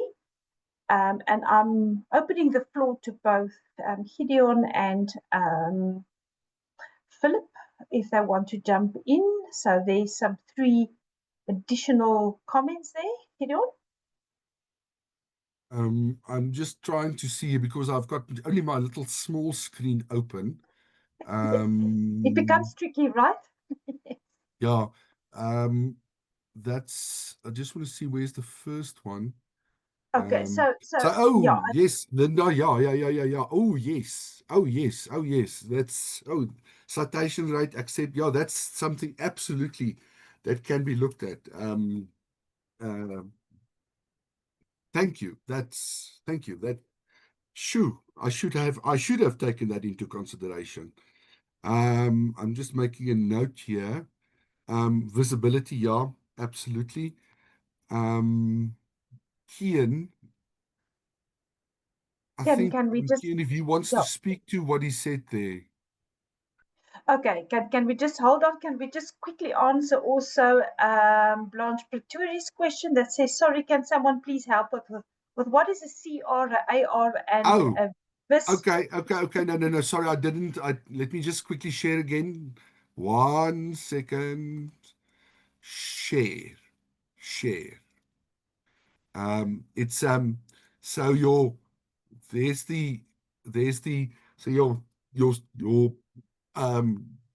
in terms of the basic thing, time investment, journal quality, the editorial role, editorial efficiency, and editorial quality. I mean, all of these things, Susan, just by the way, I will send you, I sent Maputi a version, but I've updated certain things. I'll send you a new one that can be sent to everybody. But just in terms of CR and stuff, let me just get there. So in terms of the journal quality, so IF is the impact factor, CR is your citation rank, the acceptance rate is AR, and visibility is the VIS. So it's all my little abbreviations I'm using. I apologize. And yeah, ER editorial, that's fine. That's, I think, quite clear. Here we have review turnaround is RT, decision time, throughput, and communication management. And the last one is decision accuracy, feedback quality, content consistency, and policy development. So all of these are just the way that I unpack each of these various factors or each of these various metrics. But I will send you the complete thing, and I invite my colleagues, please. This is not cast in stone, I told you. I think we need to get to a point where we can produce something that is acceptable and useful to everybody concerned. So yes, please send me your comments.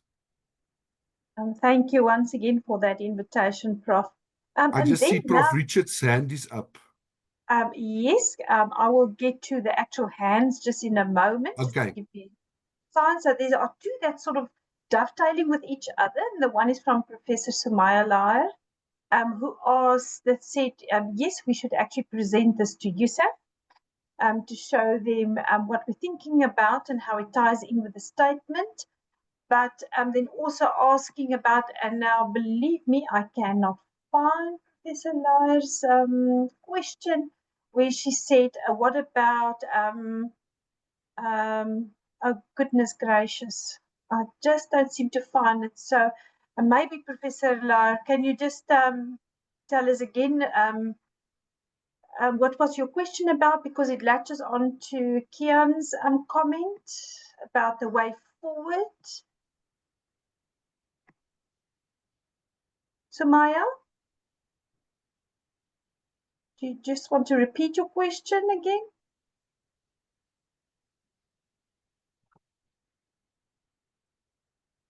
It seems that she has left the meeting. And I'm really checking you. Thank you, Louise. The statement is great, but maybe a presentation to USAF at one of the meetings, and it's aimed at universities only, not professional societies and publishers who also benefit from this labor. Thank you, Linda. Gideon, Philip, not sure if you want to comment on that. I just want to see. Let me just give Philip first a chance. Thank you, Philip, Gideon. Susan, I'm not solving everything yet. I think we do need momentum. We definitely need to keep the ball rolling. And I think there are some suggestions in the chat at the moment for road shows. I take those. I think they could be very valuable. Also, just to comment on whether it's university only or whether it's universities and it's professional societies. We tried with the wording in this original statement to not exclude or only include university academics that's participating in peer review and editorial activities. We try to, with our wording, include a broader audience.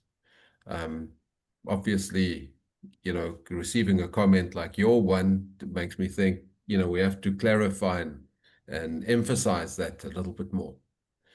Gideon, over to you. Yeah, I think also, and it's something we may have to look at. I think, yes, at the moment, in terms of trying to quantify it, I mean, at the moment, we're just looking at the idea of quantifying it for institutional use. So obviously the universities, for a very specific reason, and that is that we just want to ensure that the role an editor plays within the academia is much more than just something you do on the side. So in terms of the professional societies, yes, that's something we'll have to then look at further. But for now, I'm just trying to see how can we get like Philip is saying, get the ball rolling by let's just start somewhere. And at the moment, I think for me, it is how we can ensure that we get this into a university, well, within the country, and see if they are willing to talk to us and see how we can use it. Thank you, Prof. And then over to Professor Meissner, who has his hand up. Prof, unmute yourself and please continue. Thank you very much, Susan.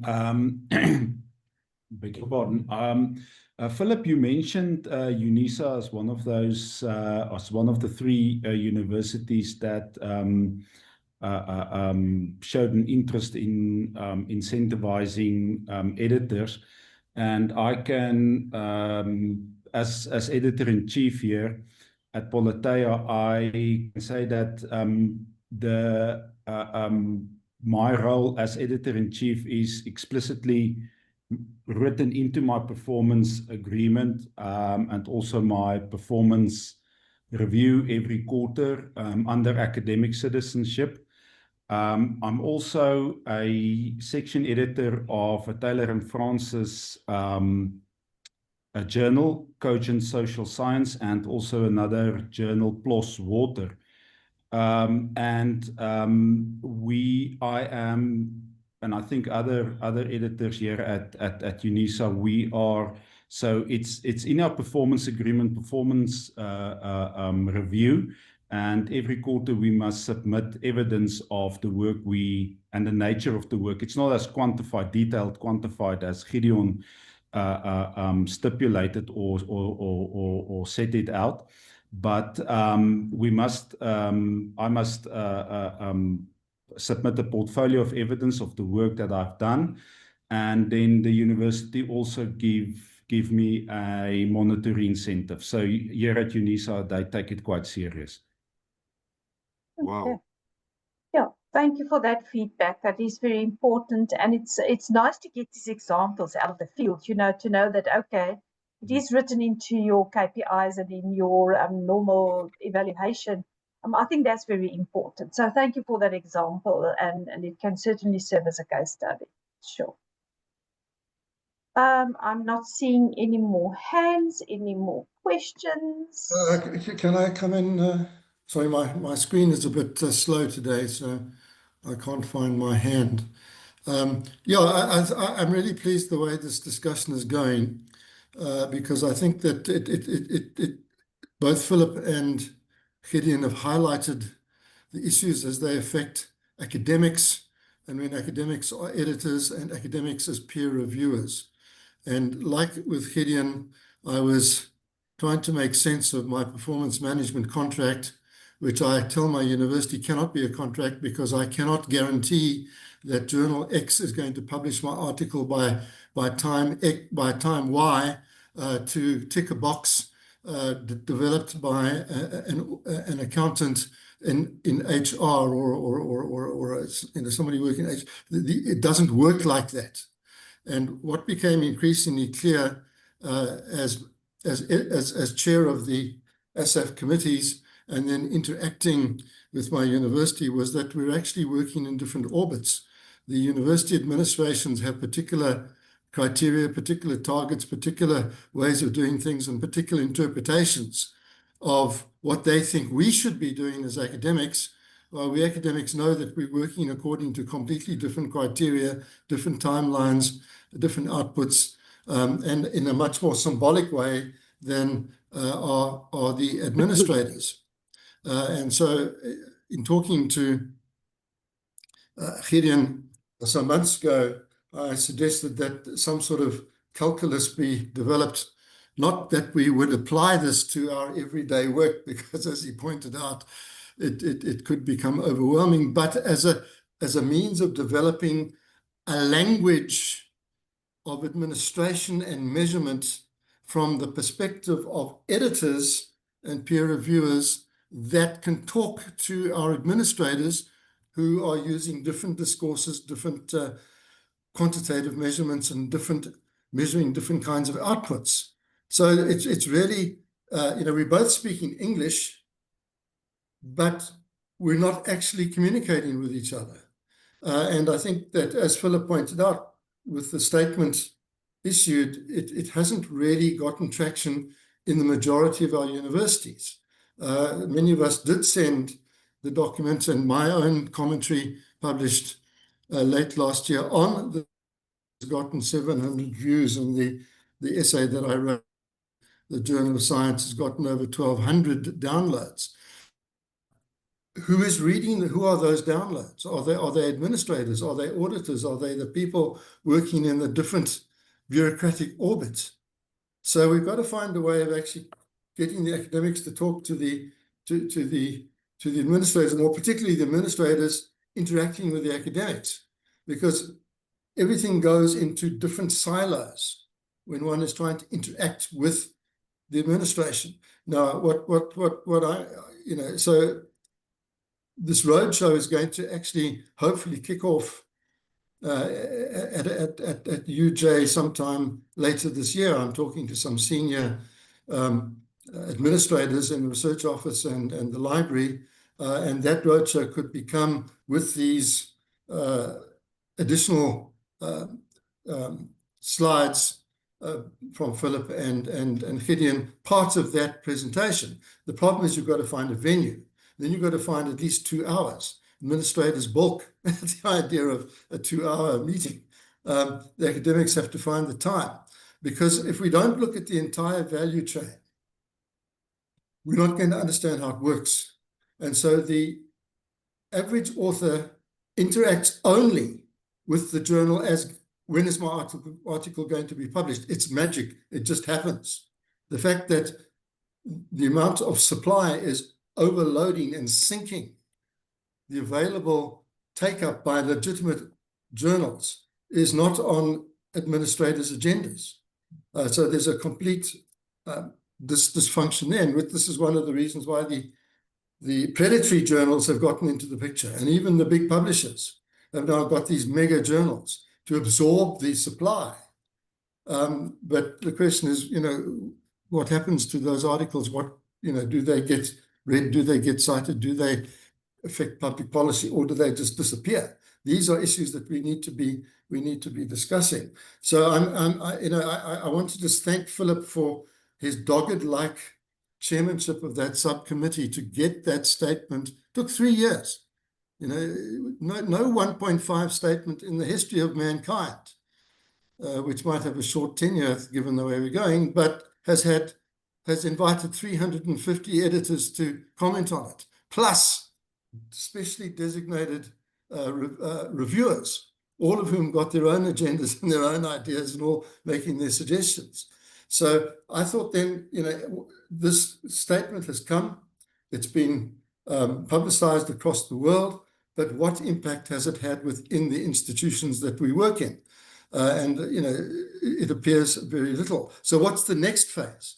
That's when I thought of now talking to Gideon, whose department I think is on the same level as mine at UJ, and we started talking about this particular template as a way simply to communicate with auditors. So we now need to move to the third phase, maybe, if not a national roadshow, but people tasked within every university to pick up on these ideas and discuss them, but to bring the auditors, the administrators, the executive, and the research officers into the picture.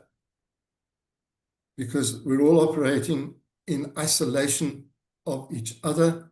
And as we know on the PQ or F, different interpretations are emerging in different universities on what counts, what doesn't count, what must go to what must go as claims to DHET. And it's getting very messy. We need to streamline. So this is part of that process. Over and out. Yeah. Right. Thank you, Kian. So what we certainly do from ASSAf Secretariat, we'll try and find perhaps a occasion where we can speak to USAF. I think let's start there. It's at least somewhere. Let's gauge. And I'm quite sure, Gideon, that we'll get 10,000 more objections and comments and criticism through that particular leg of comments, but certainly it's worth a while and it's shaping up very nicely. There was quite a provocative question by Walter Natuli, and maybe we can open it up to all our editors. So why are journal owners, in some cases universities, not take the responsibility of paying the editors and peer reviewers? Some journals get page fees, sponsors, etc. Editors are doing this important work for the journals.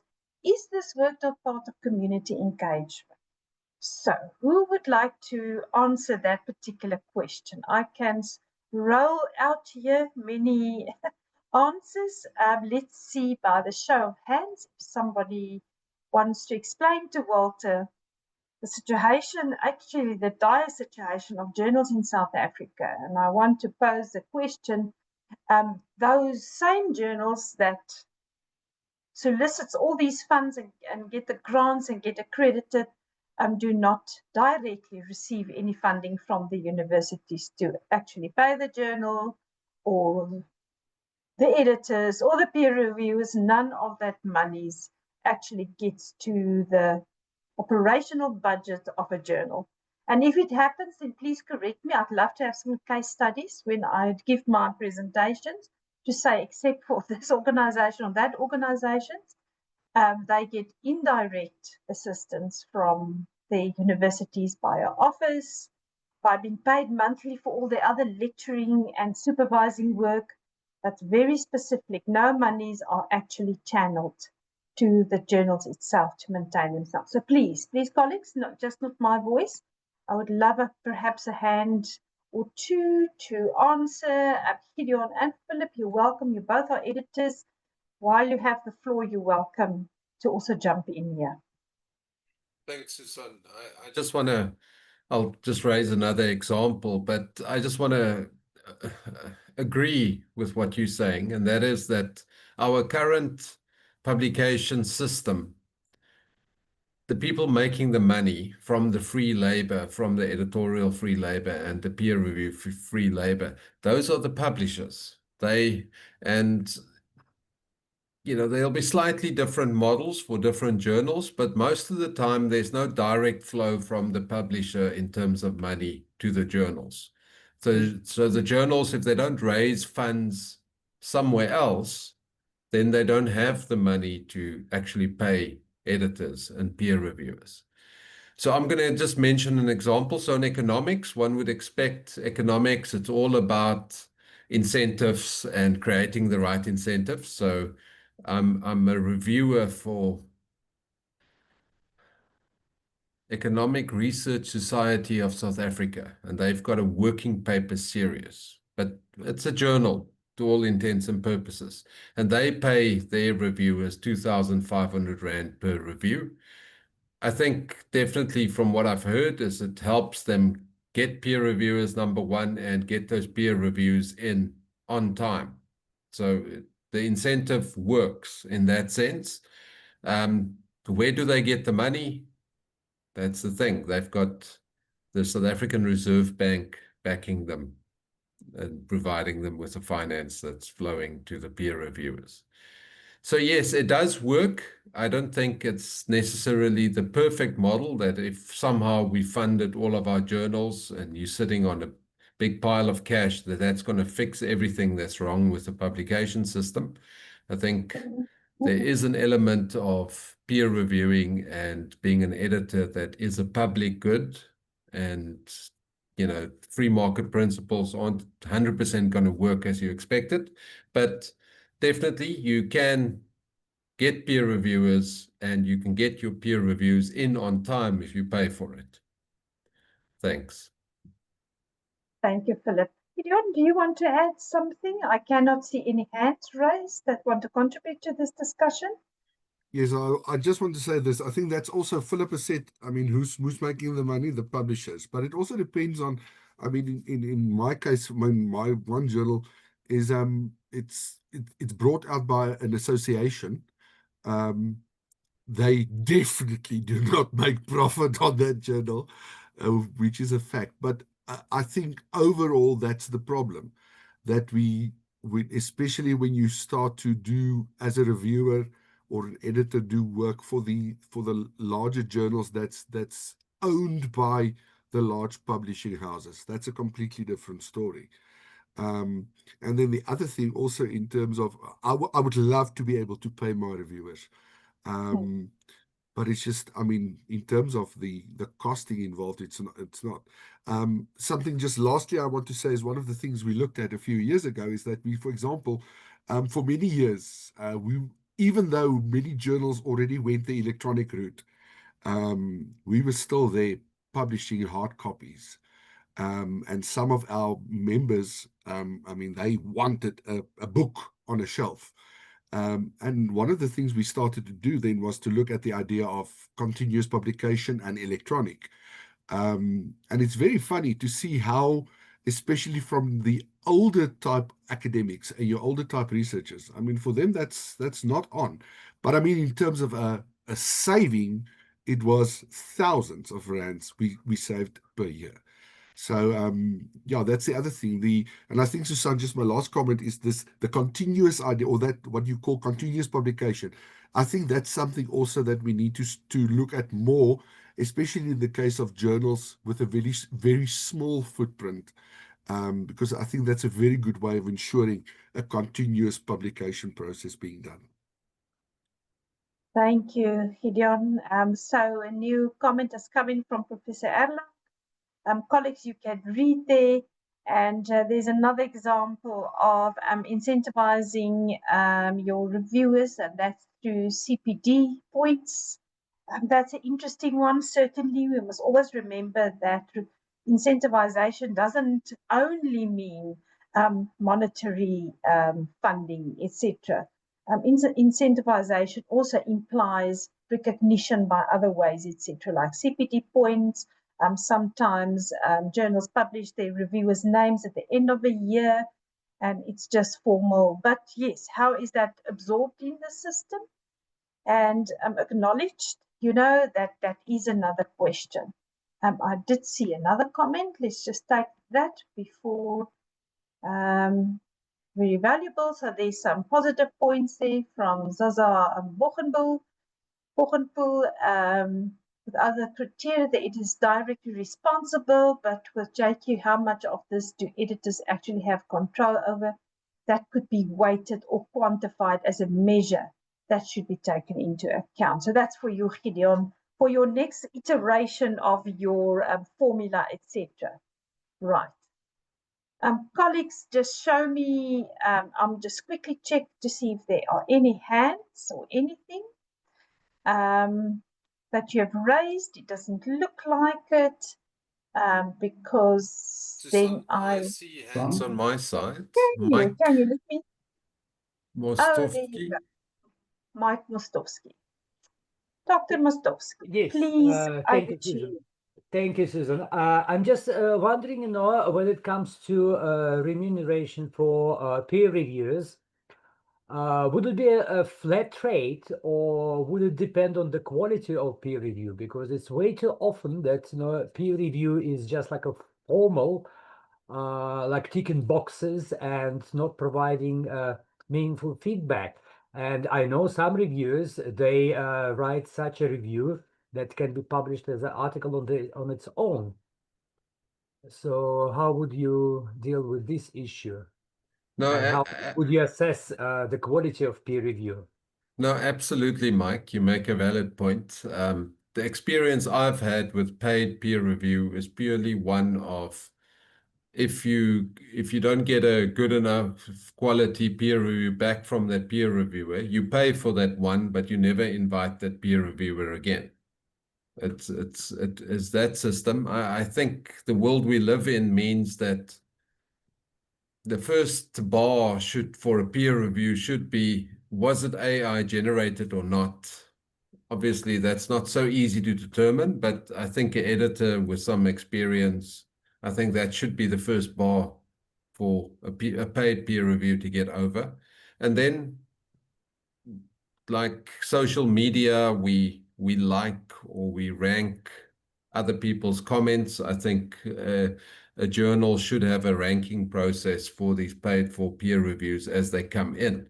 But Mike, I don't think there is a little bit of risk. You put a little bit of money at risk for that first round, and then you grow with it, or you kick that peer reviewer out of the paid for pool. Okay, thank you. Thank you. Yeah, it makes sense. Yes, if you can afford to pay at all. Thank you. Thank you. Gideon, did you want to add, or are you okay? I just want to ask something, and that is how prevalent is paid peer reviews currently in terms of South African journals? Is that something that a lot of journals are using at the moment? Not to my knowledge, Gideon. I can name a couple, but my words are a couple. But generally speaking, as a standard, definitely not. No. And compared to international best practice? That's very difficult to gauge. You know, if you think how many journals are there, we don't get a good sense. And again, I think it's pretty much the same as in South Africa. Of course, there would be some journals paying their peer reviewers, or but as a general rule, I don't think so. It's not viewed as a common practice globally. But things are changing. Everybody has a problem with soliciting peer reviewers and successful peer reviewing, and editors are looking on all sorts of other ways to not only incentivize but to motivate the academics and researchers out there to actually peer review. It is a major problem, and you can speak to whoever. It's a big problem. Yeah, not necessarily having an answer. Right. Any more comments? Any more extra hands? Walter? Yes, Yeah, please maybe I proceed. don't know, Susan. Maybe it's just my suggestion. Maybe what we can do going forward Yes. as a department, maybe we can collect that data through the research output submission template. If you want to get that information, we can do that. We can make it mandatory or not, but it will only apply to the journals that are listed with the department. I don't know if we want that information, we can request universities to submit that information to the department. Because remember, when they submit the articles for subsidy, they do submit the letters from editors confirming that the journal complies with that 75% rule. Remember, I think we can also do the same. I don't know, it's just my suggestion. If that information is important for you to know, we can do that going forward. Thank you, Walter. Tomorrow, colleagues, you will hear from Professor Johan Maton through the Publications Quality Framework that there is quite a number of information being collected, information that we did not understand previously. For instance, some universities do pay some monies to the research, to the editor, or to the, not to the editor, sorry, let me just correct myself, to the researcher who has published in an accredited journal. There are some institutions that do that. So through a questionnaire, we try to establish what is being paid. Is it directly paid to the person, to the researcher, to the author as an incentive, or is it paid to a departmental account where it's used for conferences or attending a conference or for research funds, etc. And I hope that he will tomorrow relay sort of the information that we gathered through that process. So as I think, Walter, and you're right, unpacking this whole publications quality framework, because we are in a phase where we are collecting some more information about peer reviewers and so on. We could also have a look at this particular aspect through our APCs and open access publishing. We've done a first layer of collecting data, and we can have a look and see what else. But thank you for that offer, Walter. Certainly it does make participation so much bigger if it does come from another source than necessarily from ASSAf. But let's see where that goes. Thank you, Walter. Much appreciated. Any more hands that has been raised? I just see there are some slow comments coming through here on my comment box. So there you go. Another example from Professor Erlang to say that they are considering to reward their peer reviewers, for instance, waiving some page fees after a successful peer review, but no decisions have been made. So that is interesting. There's a slow sort of progress on rewards for peer reviewers. But yes, so keep those suggestions coming. It would be nice to collect them, etc. Yes. Right. Susan, can I check something regarding the page fees? I don't know, maybe I can't remember, the Prof who just posted that comment just now. So how much are they paying for page fees? Because remember, from the department we pay 133,512 for each journal article. So how much do they pay for their for page fees to publish in his journal? Yeah, I just want to find out, because it depends from one journal to another, but maybe I see it's 230 per page. Yeah, that's a lot. But as compared to what we are paying, 130, almost 140,000 per article. Yeah. Okay, but we must separate the issues here, Walter. I am concerned that we're actually conflating the issues here. So if we talk about the DHET subsidy to institutions, which could equate to 140,000 per article, which of that money's trickled down to the journal? Very quickly, I want to say none. To the operational side of the journals, none. Maybe to the pockets of some authors, but definitely not to the journal itself. It doesn't trickle down to the journals, and that's problematic. I mean, we can always ask the department to top slice 10% of the almost 6 billion rands for each journal, then each journal doesn't have to ask a page fee. Because what are the journals using that for? They're using it to hosting fees, they're using it for their websites, they are using it for copy editing and layout, and maybe they've got a research assistant there, not even on the editorial team, but that assist with something, and the monies are channeled perhaps to that person to assist the editor in the task. So, well, this is perhaps another study we can do, and that is that we could do a questionnaire where we ask these questions, what do you pay, whatever. But you are right, APCs are not the same. They're definitely not the same, and it's journal dependent. Are there anybody else that would like to? So I'd just like to make a point. My hand has disappeared, so I can't raise it. Yeah, I mean, there's a kind of subtext going through this chat line, and also, of course, in across universities themselves about the publishers getting free labor. Well, so are the authors, because the editors are voluntary. We consider this to be part of our academic citizenship. So most of us are voluntary. We are the free labor also, but our free labor is then backed up by publishers who actually provide the technical services that we don't have the capacity to offer. So I think one needs to be a little bit clear about who is benefiting. At the end of the day, it's the author that benefits almost totally under the current system, depending on the university that they're at and what their internal disbursement policies actually are. So I think that the way that this discussion has gone now towards actually thinking about institutional support of legitimate journals is important, but of course that might lead to a massive expansion of new journals as people want to, as new editors and publishers will want to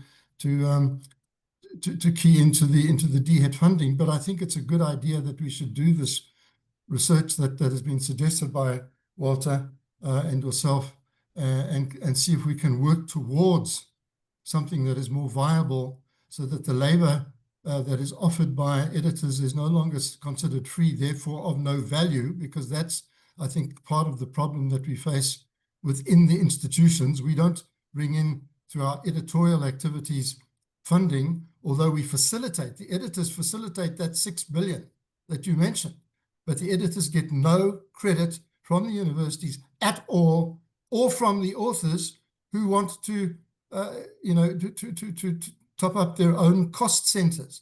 And when journals, self-funded journals, do try to invoice for article processing fees or page charges, the authors become indignant that their labor should be costed in the journal. Nothing is for free. The question that we always have to ask, whether it's open access, Skylo, or anything else, is who is paying? And in South Africa, it's the taxpayer. Okay, the taxpayer is paying, and we are getting the free labor. We are getting the free. We're not getting free labor. We're getting the free resources to do this, and then it gets very muddy after that. So this discussion, I think, has been very important in terms of identifying those contradictions. Thank you. Okay, right. I want to close this discussion. Thank you very much for all those questions. And I still see in the comment box, there's still some comments coming. Colleagues, we are recording these comments, so they're not in vain. We will certainly minute them in our in our minute taking, etc., so that we can follow up when we have a look and see what has been raised, what needs to be done. So thank you very much for those, and thank you for your participation in this discussion. Kian, before I actually hand over to you, there were two questions that remained from the previous discussion this morning. Thank you to our two speakers. Sorry, my manners is failing me. Thank you for your participation, your preparation, for your wonderful contributions. So, as said, there were two questions sort of remaining. The one was about Siena South Africa, and do we only include diamond journals? I just wanted to discuss a little bit about diamond journals. And then there was another question, and I wonder if we could not take it first because this person needs to leave for another meeting. And that is that he was on the editorial board. He noticed that the journal has actually turned predatory and he's trying to remove his name. Now from the editorial board, what must he do? So those are the two remaining questions, Kian, and I'm handing the chairpersonship over to you now. Thank you. Okay, I think perhaps we can address those tomorrow. Can I suggest that we just take a 10-minute break, bathroom break, whatever break, because we actually are ahead of time thanks to my time zone misalignment. We're way ahead of time. So if we can meet back at 12, then we can pick up on those points. Sure. Okay, Right. so 10 minutes, 12 noon, back. Thank you.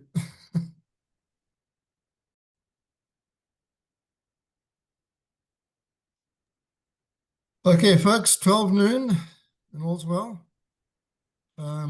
Susan, good to see you again. Let's go back to the 2 points that you raised just before the 10-minute break. What I suggest here is that we schedule for an hour. Hopefully we can get things done by then, although the original program goes a little longer than that, but we'll see when we're going to run out of steam, and we'll preempt that because we'll keep our energy for tomorrow. So, Susanna, if you could just raise, the second point I remember was about somebody published in a predatory journal and is now trying to get a retraction. If Philip is still with us, the same thing happened to him, and he applied a particular strategy in addressing that, but not entirely satisfactory. But Philip, are you still with us? No, okay. Philip had submitted an article to a journal that was legitimate. We thought it was legitimate. He'd published in it before, I think, but he didn't realize that he had been, that his article had been rerouted to the cloned journal of the legitimate journal, which then published his article. And that's when the issues really start kicking in, because now you've realized that you've been attracted to the wrong journal. How do you get a retraction? Well, sometimes the journals have already closed because they've ripped off 400 other people. Sometimes they demand a retraction fee. Sometimes they don't reply at all. So this can be a problem. So what Philip did was to write an article about predatory journals and published it in the correct legitimate journal that he'd intended to submit initially. The question then becomes, what do you do with this document, this illegitimate document that's now on the web with regard to your curriculum vitae, applying for a job, a promotion, or a grant? And, you know, so that's where it gets a bit hazy. But my suggestion would be that either you leave it off completely, or better still, admit that you've been taken for a ride and this is where it is, and that this is a predatory journal, so do not count it when assessing the CV. I don't think we've got any national policy on this, because certainly with regard to NRF applications, reviewers are asked to look out for the listing of predatory publications, or publications that are in predatory journals, even if they were put there by mistake.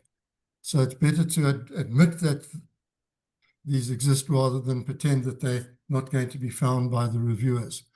So total transparency is the best way to go. What was the other question, Suzanne? The first one? I just mentioned here that this person actually was on a board. of a journal, and then it became predatory. So initially it It seemed became it wasn't, predatory, yeah.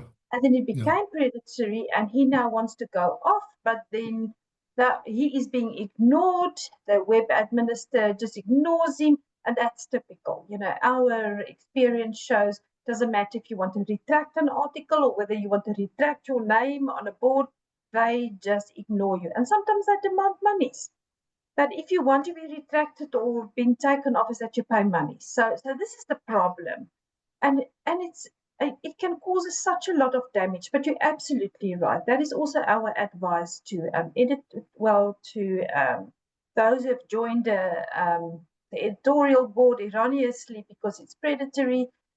Or became predatory, and of course retracting your article, is to try your best to get your name off. Sometimes they write letters from lawyers, and that has some effects, but sometimes those predatory people, they demand monies. But then you're right, just to be upfront and to declare them, and to say that you did not, without knowing, participated. Best is just to make a declaration almost, to put it in. And I would suggest that you send that the persons concerned inform the PQ, the Publication Quality Framework Project. You can send me the email so that we can start getting a list. Sort of, you know, we can start monitoring how extensive this is, what the strategies used by the predators are, and how it's affecting the innocent party, so that we can build up a database that will then be put on. You know, the project is working towards a database to assist authors from South Africa, but in fact from anywhere, to address these kinds of issues and how to navigate them. So please do keep us informed and send us the information. Yeah. So there's another follow-up question. This journal claims to be indexed on DOAJ and Scopus. That please report it to the DOAJ. They have some internal ways that they can deal with this. And to Scopus, you're welcome to either write to the DHET, because they reported to the agent who sells Scopus in South Africa. So just report it to those two organizations, please, Clinton. Yeah. Also, because I'm working on the subgroup that's examining the predatory situation, so that you know, so that these things don't fall between the cracks, because that's what these predators rely on. They rely on the embarrassment of the victim not to actually make these things public, and then it bites you in the backside later. So rather send us this information so that we can work immediately with DHET also in approaching the indexes on these issues. Some indexes are faster at responding than others, but we keep up the pressure. And please be reminded that Ina Smith is our senior ambassador of DOAJ in South Africa. So it's Ina at ASSAf. Please drop her a mail to address it via DOAJ. Thank you. Yeah, and I've seen somebody, Ina said, report also to Retraction Watch. That's another option. Thank you, Ina. Yes, indeed. Because they also have they a come out, journal list. Yeah. Yeah, they come out daily. Yeah, almost, indeed. Yeah. Okay, and so go back to the first point that you made prior to the break. Okay, right. So I think we have dealt with sufficiently with the predatory issue now. How do we report these issues? And then the other question was pertaining to CELA South Africa, whether it's only diamond journals being listed onto the CELA South Africa platform. And I just want to put something in perspective. So a diamond journal is where there are it's free to the reader and it's free to the public, to the author, meaning there's no APCs, it's free to access, etc. For instance, South African Journal of Science is a diamond open access journal, but we still have journals requesting article processing charges. So we follow as ASSAf a hybrid philosophy model.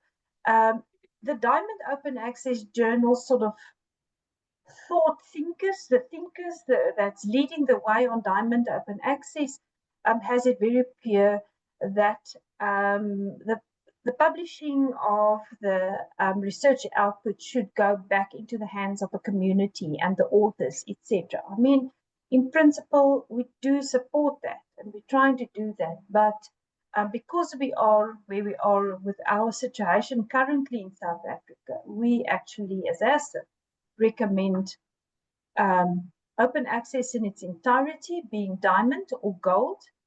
And we list both of them on CLO South Africa. We do not distinguish. It's an open access full text journal database, and it's quality. Not any journal can be on that database.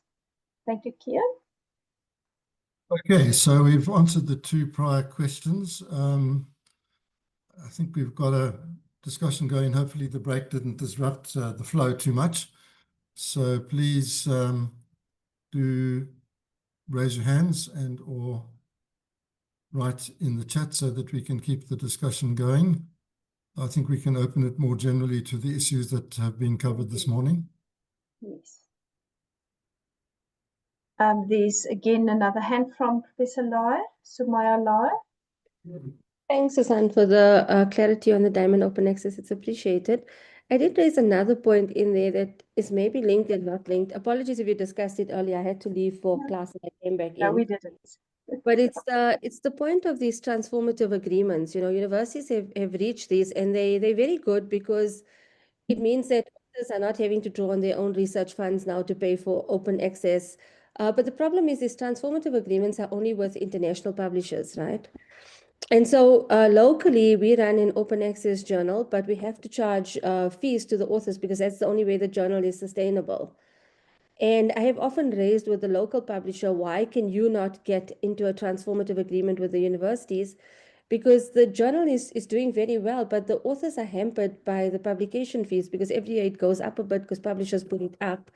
The society is, in other cases, you know, the society funds the open access fees that you pay for the journal, and so authors can publish for free. But in the case of the journal that I'm talking about, the society is not in a position to fund it. And so I've always raised this about transformative agreements, and I've never understood why we don't start with home first when we do that, do those agreements. So I'm not sure if anyone has an answer on that, or if anyone even feels similarly that we should be looking at South African-based transformative agreements. Thank you, Sumaya, for that question. The thing is with transformative agreements, it's normally concluded with a publisher that has publishing more than one journal. So there are not many local publishers that publish more than one journal. I'm saying there's not many. There are, but not many. So my recommendation would be that's not necessarily in ASSAF's mandate. We do not want to mandate creep here. And that is meant that the SANLIC, which is the South African National Library and Information Consortium, you know, one should actually discuss with them to where there are publishers with more than one journal, is that some negotiations would be then held with them. You know, so these transformative agreements are not really in our mandate. But you know, some journals have some waivers if you can motivate properly and sufficiently, then they do not charge any fees. Again, it's not journal specific, it varies from one journal to another. So maybe you could have a look at that, especially if your society is struggling to pay that. That's a major problem of the open access models, or the article processing charges and how they increase. And I mean, in a sense, South Africa is there's a fee there, but if you look at international publishers, they are really very expensive. Yeah. Did I see somebody's name pop up briefly on the screen? Wasn't there long enough for me to register the name?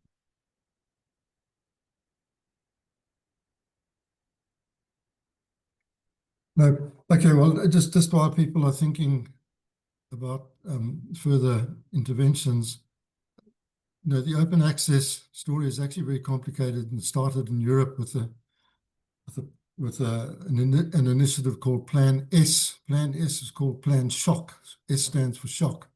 And this was introduced by European and American funders who required of the beneficiaries of their resources to publish on open access so that the work could have wider public exposure.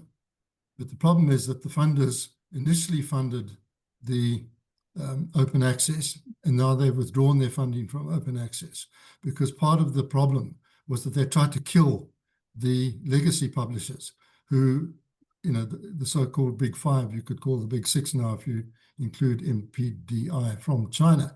The legacy publishers worked on a subscription model, now found themselves dealing with threats against their very business model. So they introduced open access, but then charged for it.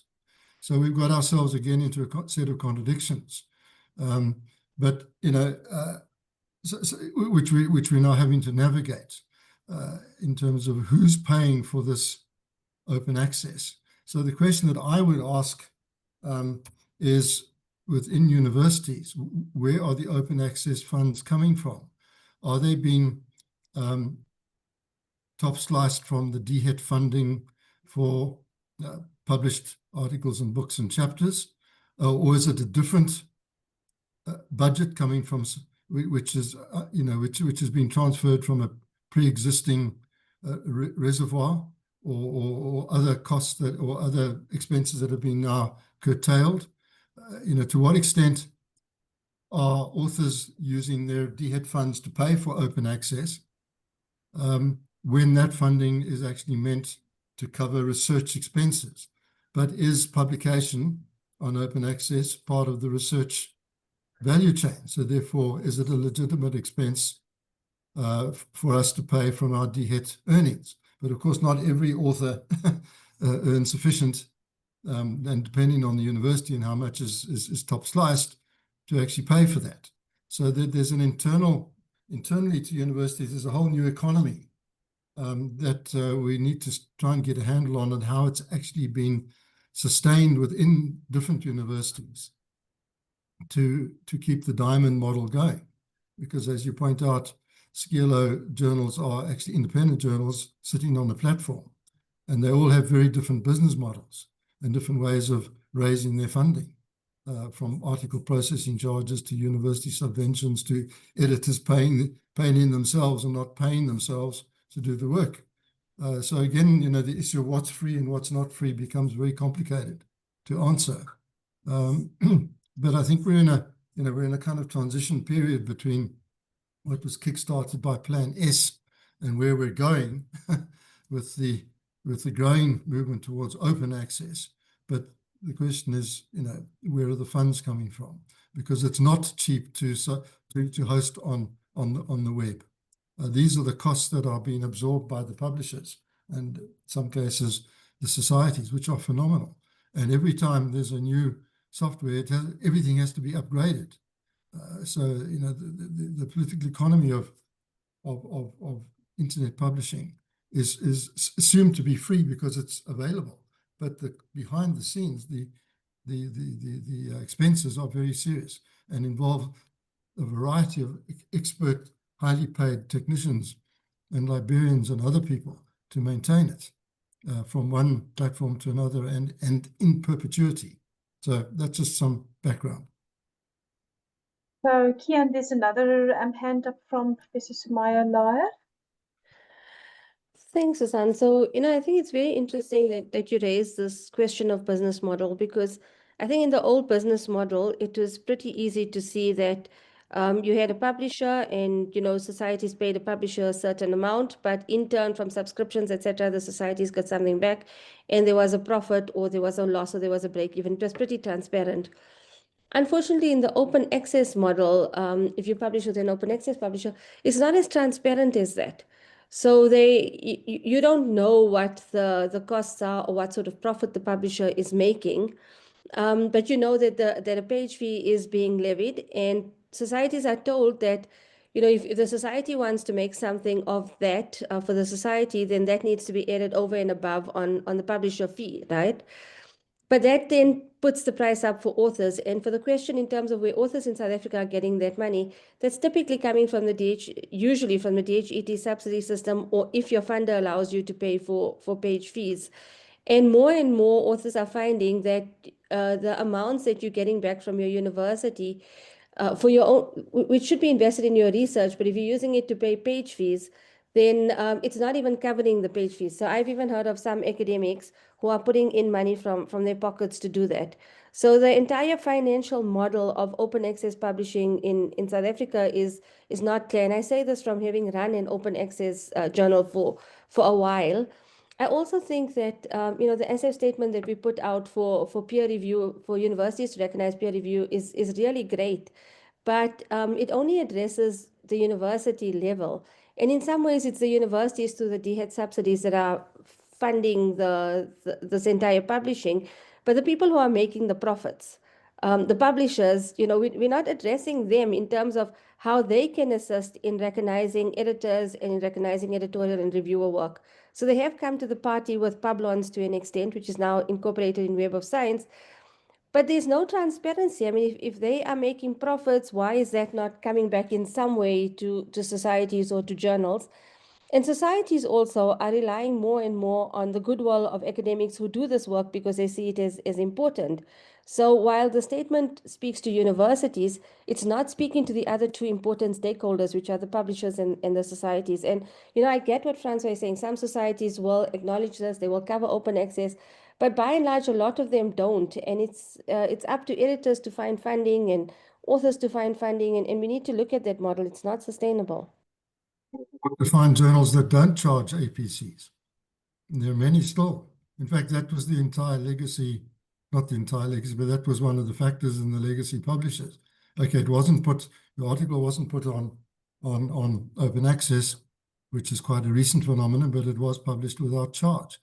So that's what my point is, that the open access movement has catalyzed a different model amongst the legacy publishers in terms of trying to recover the losses from the subscription model now through to the open access model. And in addition to the open access model, or the digital model, perhaps more likely, is the fact that course packs are no longer issued as they used to be. Journals used to earn significant amounts from reproduction permissions through Dalro for course packs handed out to students on paper. That's now shifted to the internet. And in fact, very often through these transformative agreements and other systems, open access systems, students can go straight into the article. So there's a cash flow loss there too, coming back to societies and to particular journals. One then has to negotiate with the publisher, for some, if it's a legacy publisher that does hybrid stuff, for a percentage return to the society or to the journal, to enable to try and capacitate it. So I think your point is taken. We're entering very complicated situations, which I don't fully myself understand. I think Suzanne does, because that's her job. But so yeah, I mean, I think we need to put these issues on the agenda, and thank you for doing so. So we'll extract the key points and in the minutes, and perhaps address them in upcoming meetings. Right. Okay, I did see a hand up, but it flashed on my screen and then disappeared. Whoever that was, just speak, please. No. Okay. Suzanne, do you want to respond to that previous comment? Thank you, Sumaya. As Kian saying, I have the same view, but slightly different to what Kian has. This is a whole ecosystem of really high-end issues and questions. If we step back and we look at the NRF at some point started to support open science and open access, and started to create a fund where they would, if they fund your proposal, your research proposal, they would assist you with article processing charges. They started with that, but then they went to complete lull. And it's because of many reasons, changing the NRF, restructuring it, etc. So I do believe there's a new push towards open science in its entirety, because open access is one thing, but open data and repositories is another thing. So that on the one hand side is, if we look at the Department of Science, Technology and Innovation, what we need there is for the open science policy framework to be approved. And according to, we liaise with the DSTI often and regularly, and their input is that the minister needs to present it to Parliament, and Parliament has to approve it. So in the absence of an overarching framework of which government supports, we all these initiatives and all these discussions is sort of in a space of void, because we cannot hook it onto a broader policy framework. Because as soon as that policy framework comes in place, then certainly some funding will have to be granted to support the open access models. Yes, and you are right. There's a lot of discussion around open access models and the article processing charges. And we do recommend that editors or publishers are open about what they use it for. To say, we're using it for copy editing, for layout. We know what it cost us. We're not talking here in a vacuum, we as ASSAf. We know exactly how much it cost. We publish about 88 to 90 articles per annum, plus special issues, plus the discussion series. And all of that has to go through layout, design, and copy editing. And it doesn't come for free, and it doesn't come for cheap. So what we're advocating for is for openness from the editor to say, right, we're asking this article processing charges, but it's for these costs. So as you can see, it's really an ecosystem of discussions, of issues that has to tie in and plug into each other. And the transformative agreements that you've mentioned prior, is not really in its mandate, but it does eventually sort of also have an influence. But that would come into play when we talk about the open science policy framework. So just to bring some other points to the table, Kian, just to say that this is not a simple issue. And I agree, I like the discussion we're having right now about this. Just to understand, how complex this whole business model of open access is. Thank you. Okay. Again, I think these are issues that we're discussing here in their full complexity without being able to resolve them. But the average author trying to get through the day with 1,000 students in the classroom and 400 essays to mark by 4 o'clock is not going to really be able to get a handle on the broader issues that we're discussing here. But although somehow we need to, we do need to try to communicate these issues more broadly, which could be done through these roadshows to some extent. If one thinks of editing 40 years ago and editing now, it's completely different. In the previous time, you had, in my discipline, geography, 5 journals that the library subscribed to. Those were the journals in which our professors published and which they encouraged us to read. Now there are 55 journals in one subsection of geography. So you don't know whether they're legitimate or not legitimate, who's reading them, what impact do they have. And you would wait 5 years after acceptance of your paper for publication. Now it's got to all happen yesterday, which puts enormous pressure on not only the editors, but on the staff, the technical staff that Susan has indicated that are working behind the scenes. So on any international journal, any particular article, apart from the editors, who may be working pro bono because that's part of their job description. There are another 10 to 15 specialists all backing up that article. And the figures that have been given to me by Taylor and Francis, are that to publish an article costs, without taking the pro bono labor into account, about $5,000. And then you've got to host it in perpetuity on websites. So the costs ratchet up dramatically in perpetuity for the publisher. And certainly the publisher, frees up the editor to edit and to shape the discipline through the management of the conceptualization of the journal, a point that was made by Wieland Gervers in 2006 when he was researching the basis of the research ecosystem that we're inhabiting today, that the professional publishers take on the technical stuff, leaving the academics to be academics. Now, as Gideon said, he gets a letter about from an author about why he has to explain why the journal is a month late to the university auditor. Editors are getting these requests 4 or 5 times a week now. Then you want to pay, the amount of administration that just ends up on an editor's desk becomes overwhelming. And we don't have the capacity or the resources or the funding to actually employ bookkeepers to send out, article processing charge invoices, or to pay peer reviewers. And then, you've got a tax situation with the peer reviewing, that when you get beyond 16 IRP5 forms, you have to go in person to SARS to hand over your IRP5 form. By the time you've calculated that into the equation, it's cost you more to get paid than not to get paid. We need to return to these basic philosophies of what it is that we do, that Philip started with this morning.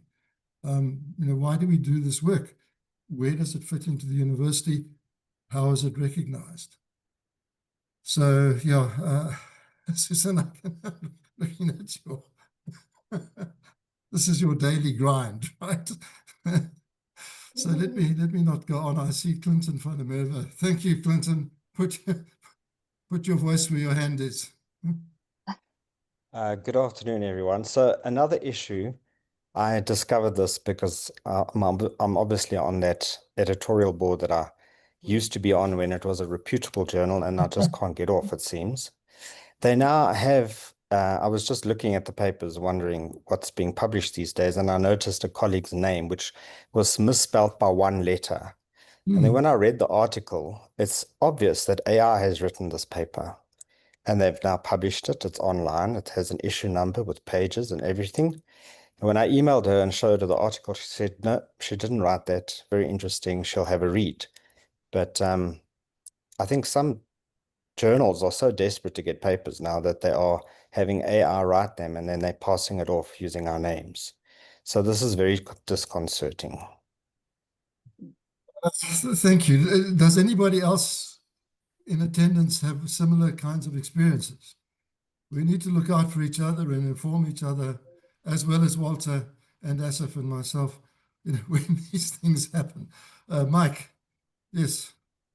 Yes, I had a similar experience recently. It didn't go through the publication, but I received a couple of manuscripts, actually 3 manuscripts, written by AI to lesser or greater extent. So 2 of them in humanities were completely written by AI with, I picked up it's from references, first of all, because it's very difficult to detect AI text when it's in comes to humanities. But references were non-existing.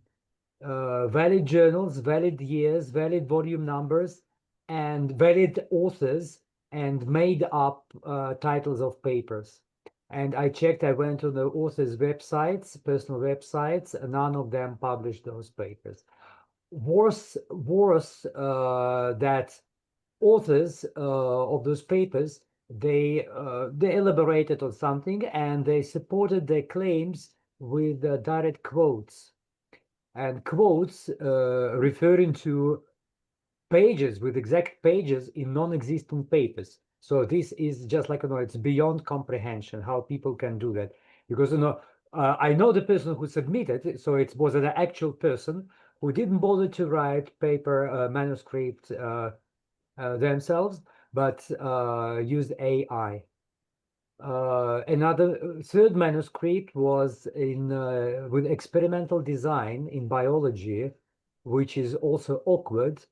It was when it came to results and discussions, it was made up again, by AI with non-existing references. So I had to decline them straightforwardly. Yeah, okay.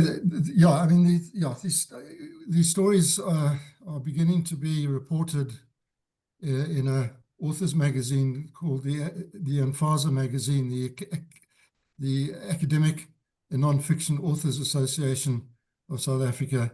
It has a website, and retired academic Rudy De Lange from TUT has taken on the role of predatory detective, and he's now investigating particular instances where this is happening, publishing his reports in that particular magazine, but also those reports are then sometimes syndicated on Retraction Watts and also University World News.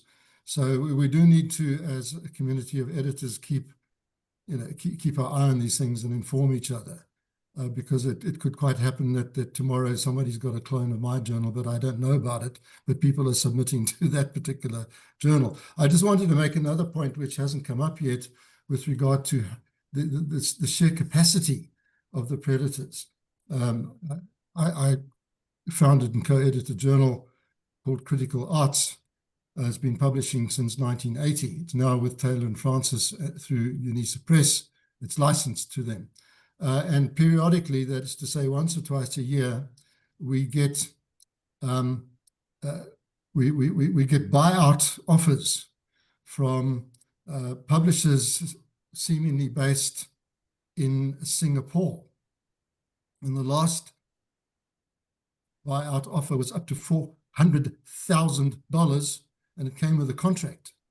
Now, I might want to retire and live in luxury for the rest of my life, but one cannot do that, because the moment that journal is bought, what's happened to Clinton, or what Clinton has discussed, will happen to every single one of our authors in the future, because they won't yet know. They might not yet know that the journal has been bought or if it's been cloned. And what that means is that if the buyer is a predatory firm, that every single article that's been published over the last 40 years will just disappear from sight, or will be repurposed and remonetized downstream in ways that the authors have no control over, and the previous publisher has no control over.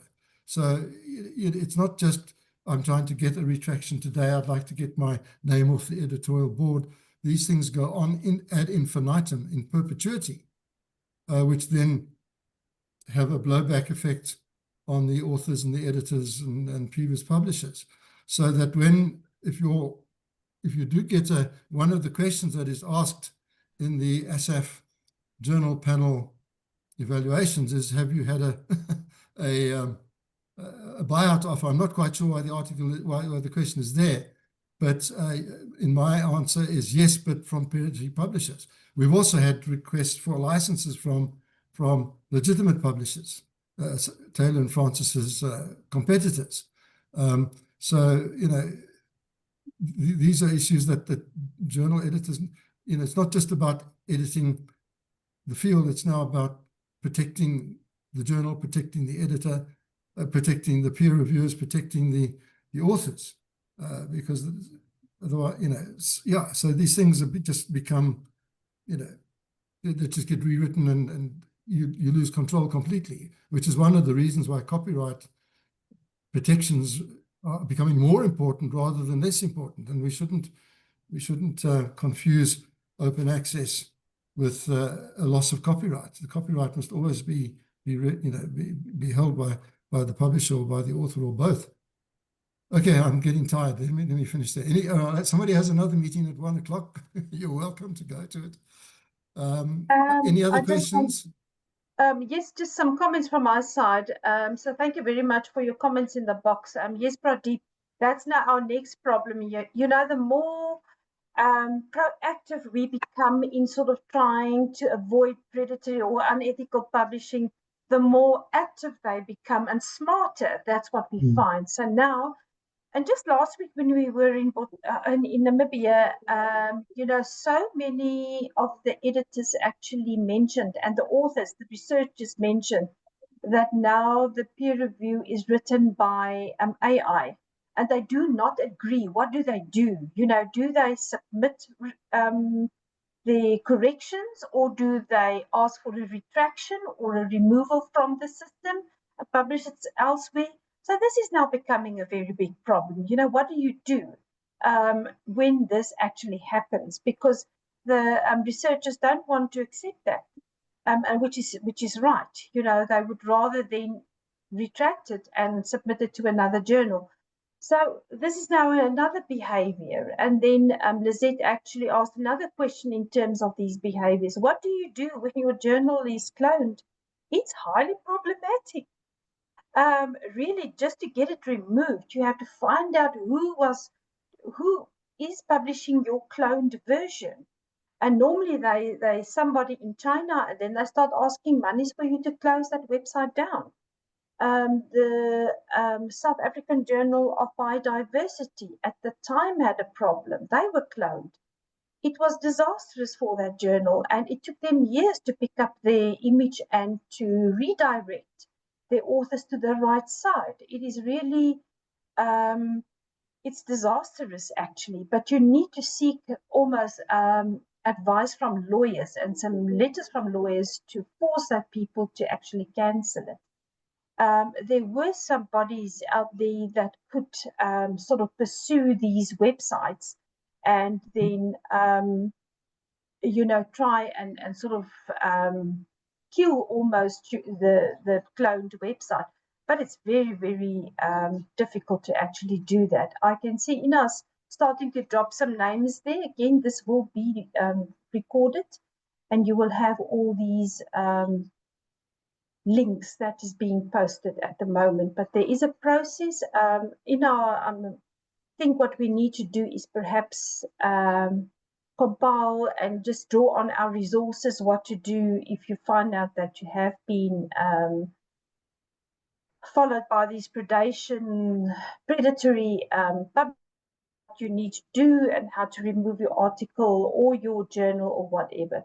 So let's do such a email then to the participants of the meeting. Thank you. Yeah. I just wanted to make a point I forgot to make earlier with regard to why my journal is targeted by a succession of companies I've never heard of from Singapore and parts of Asia. It's because of its Web of Science indexing. That's what they're buying. They want the index. They want that credibility, and then what they'll do is they'll increase the publication output from 12 articles per issue to 1,200 per issue.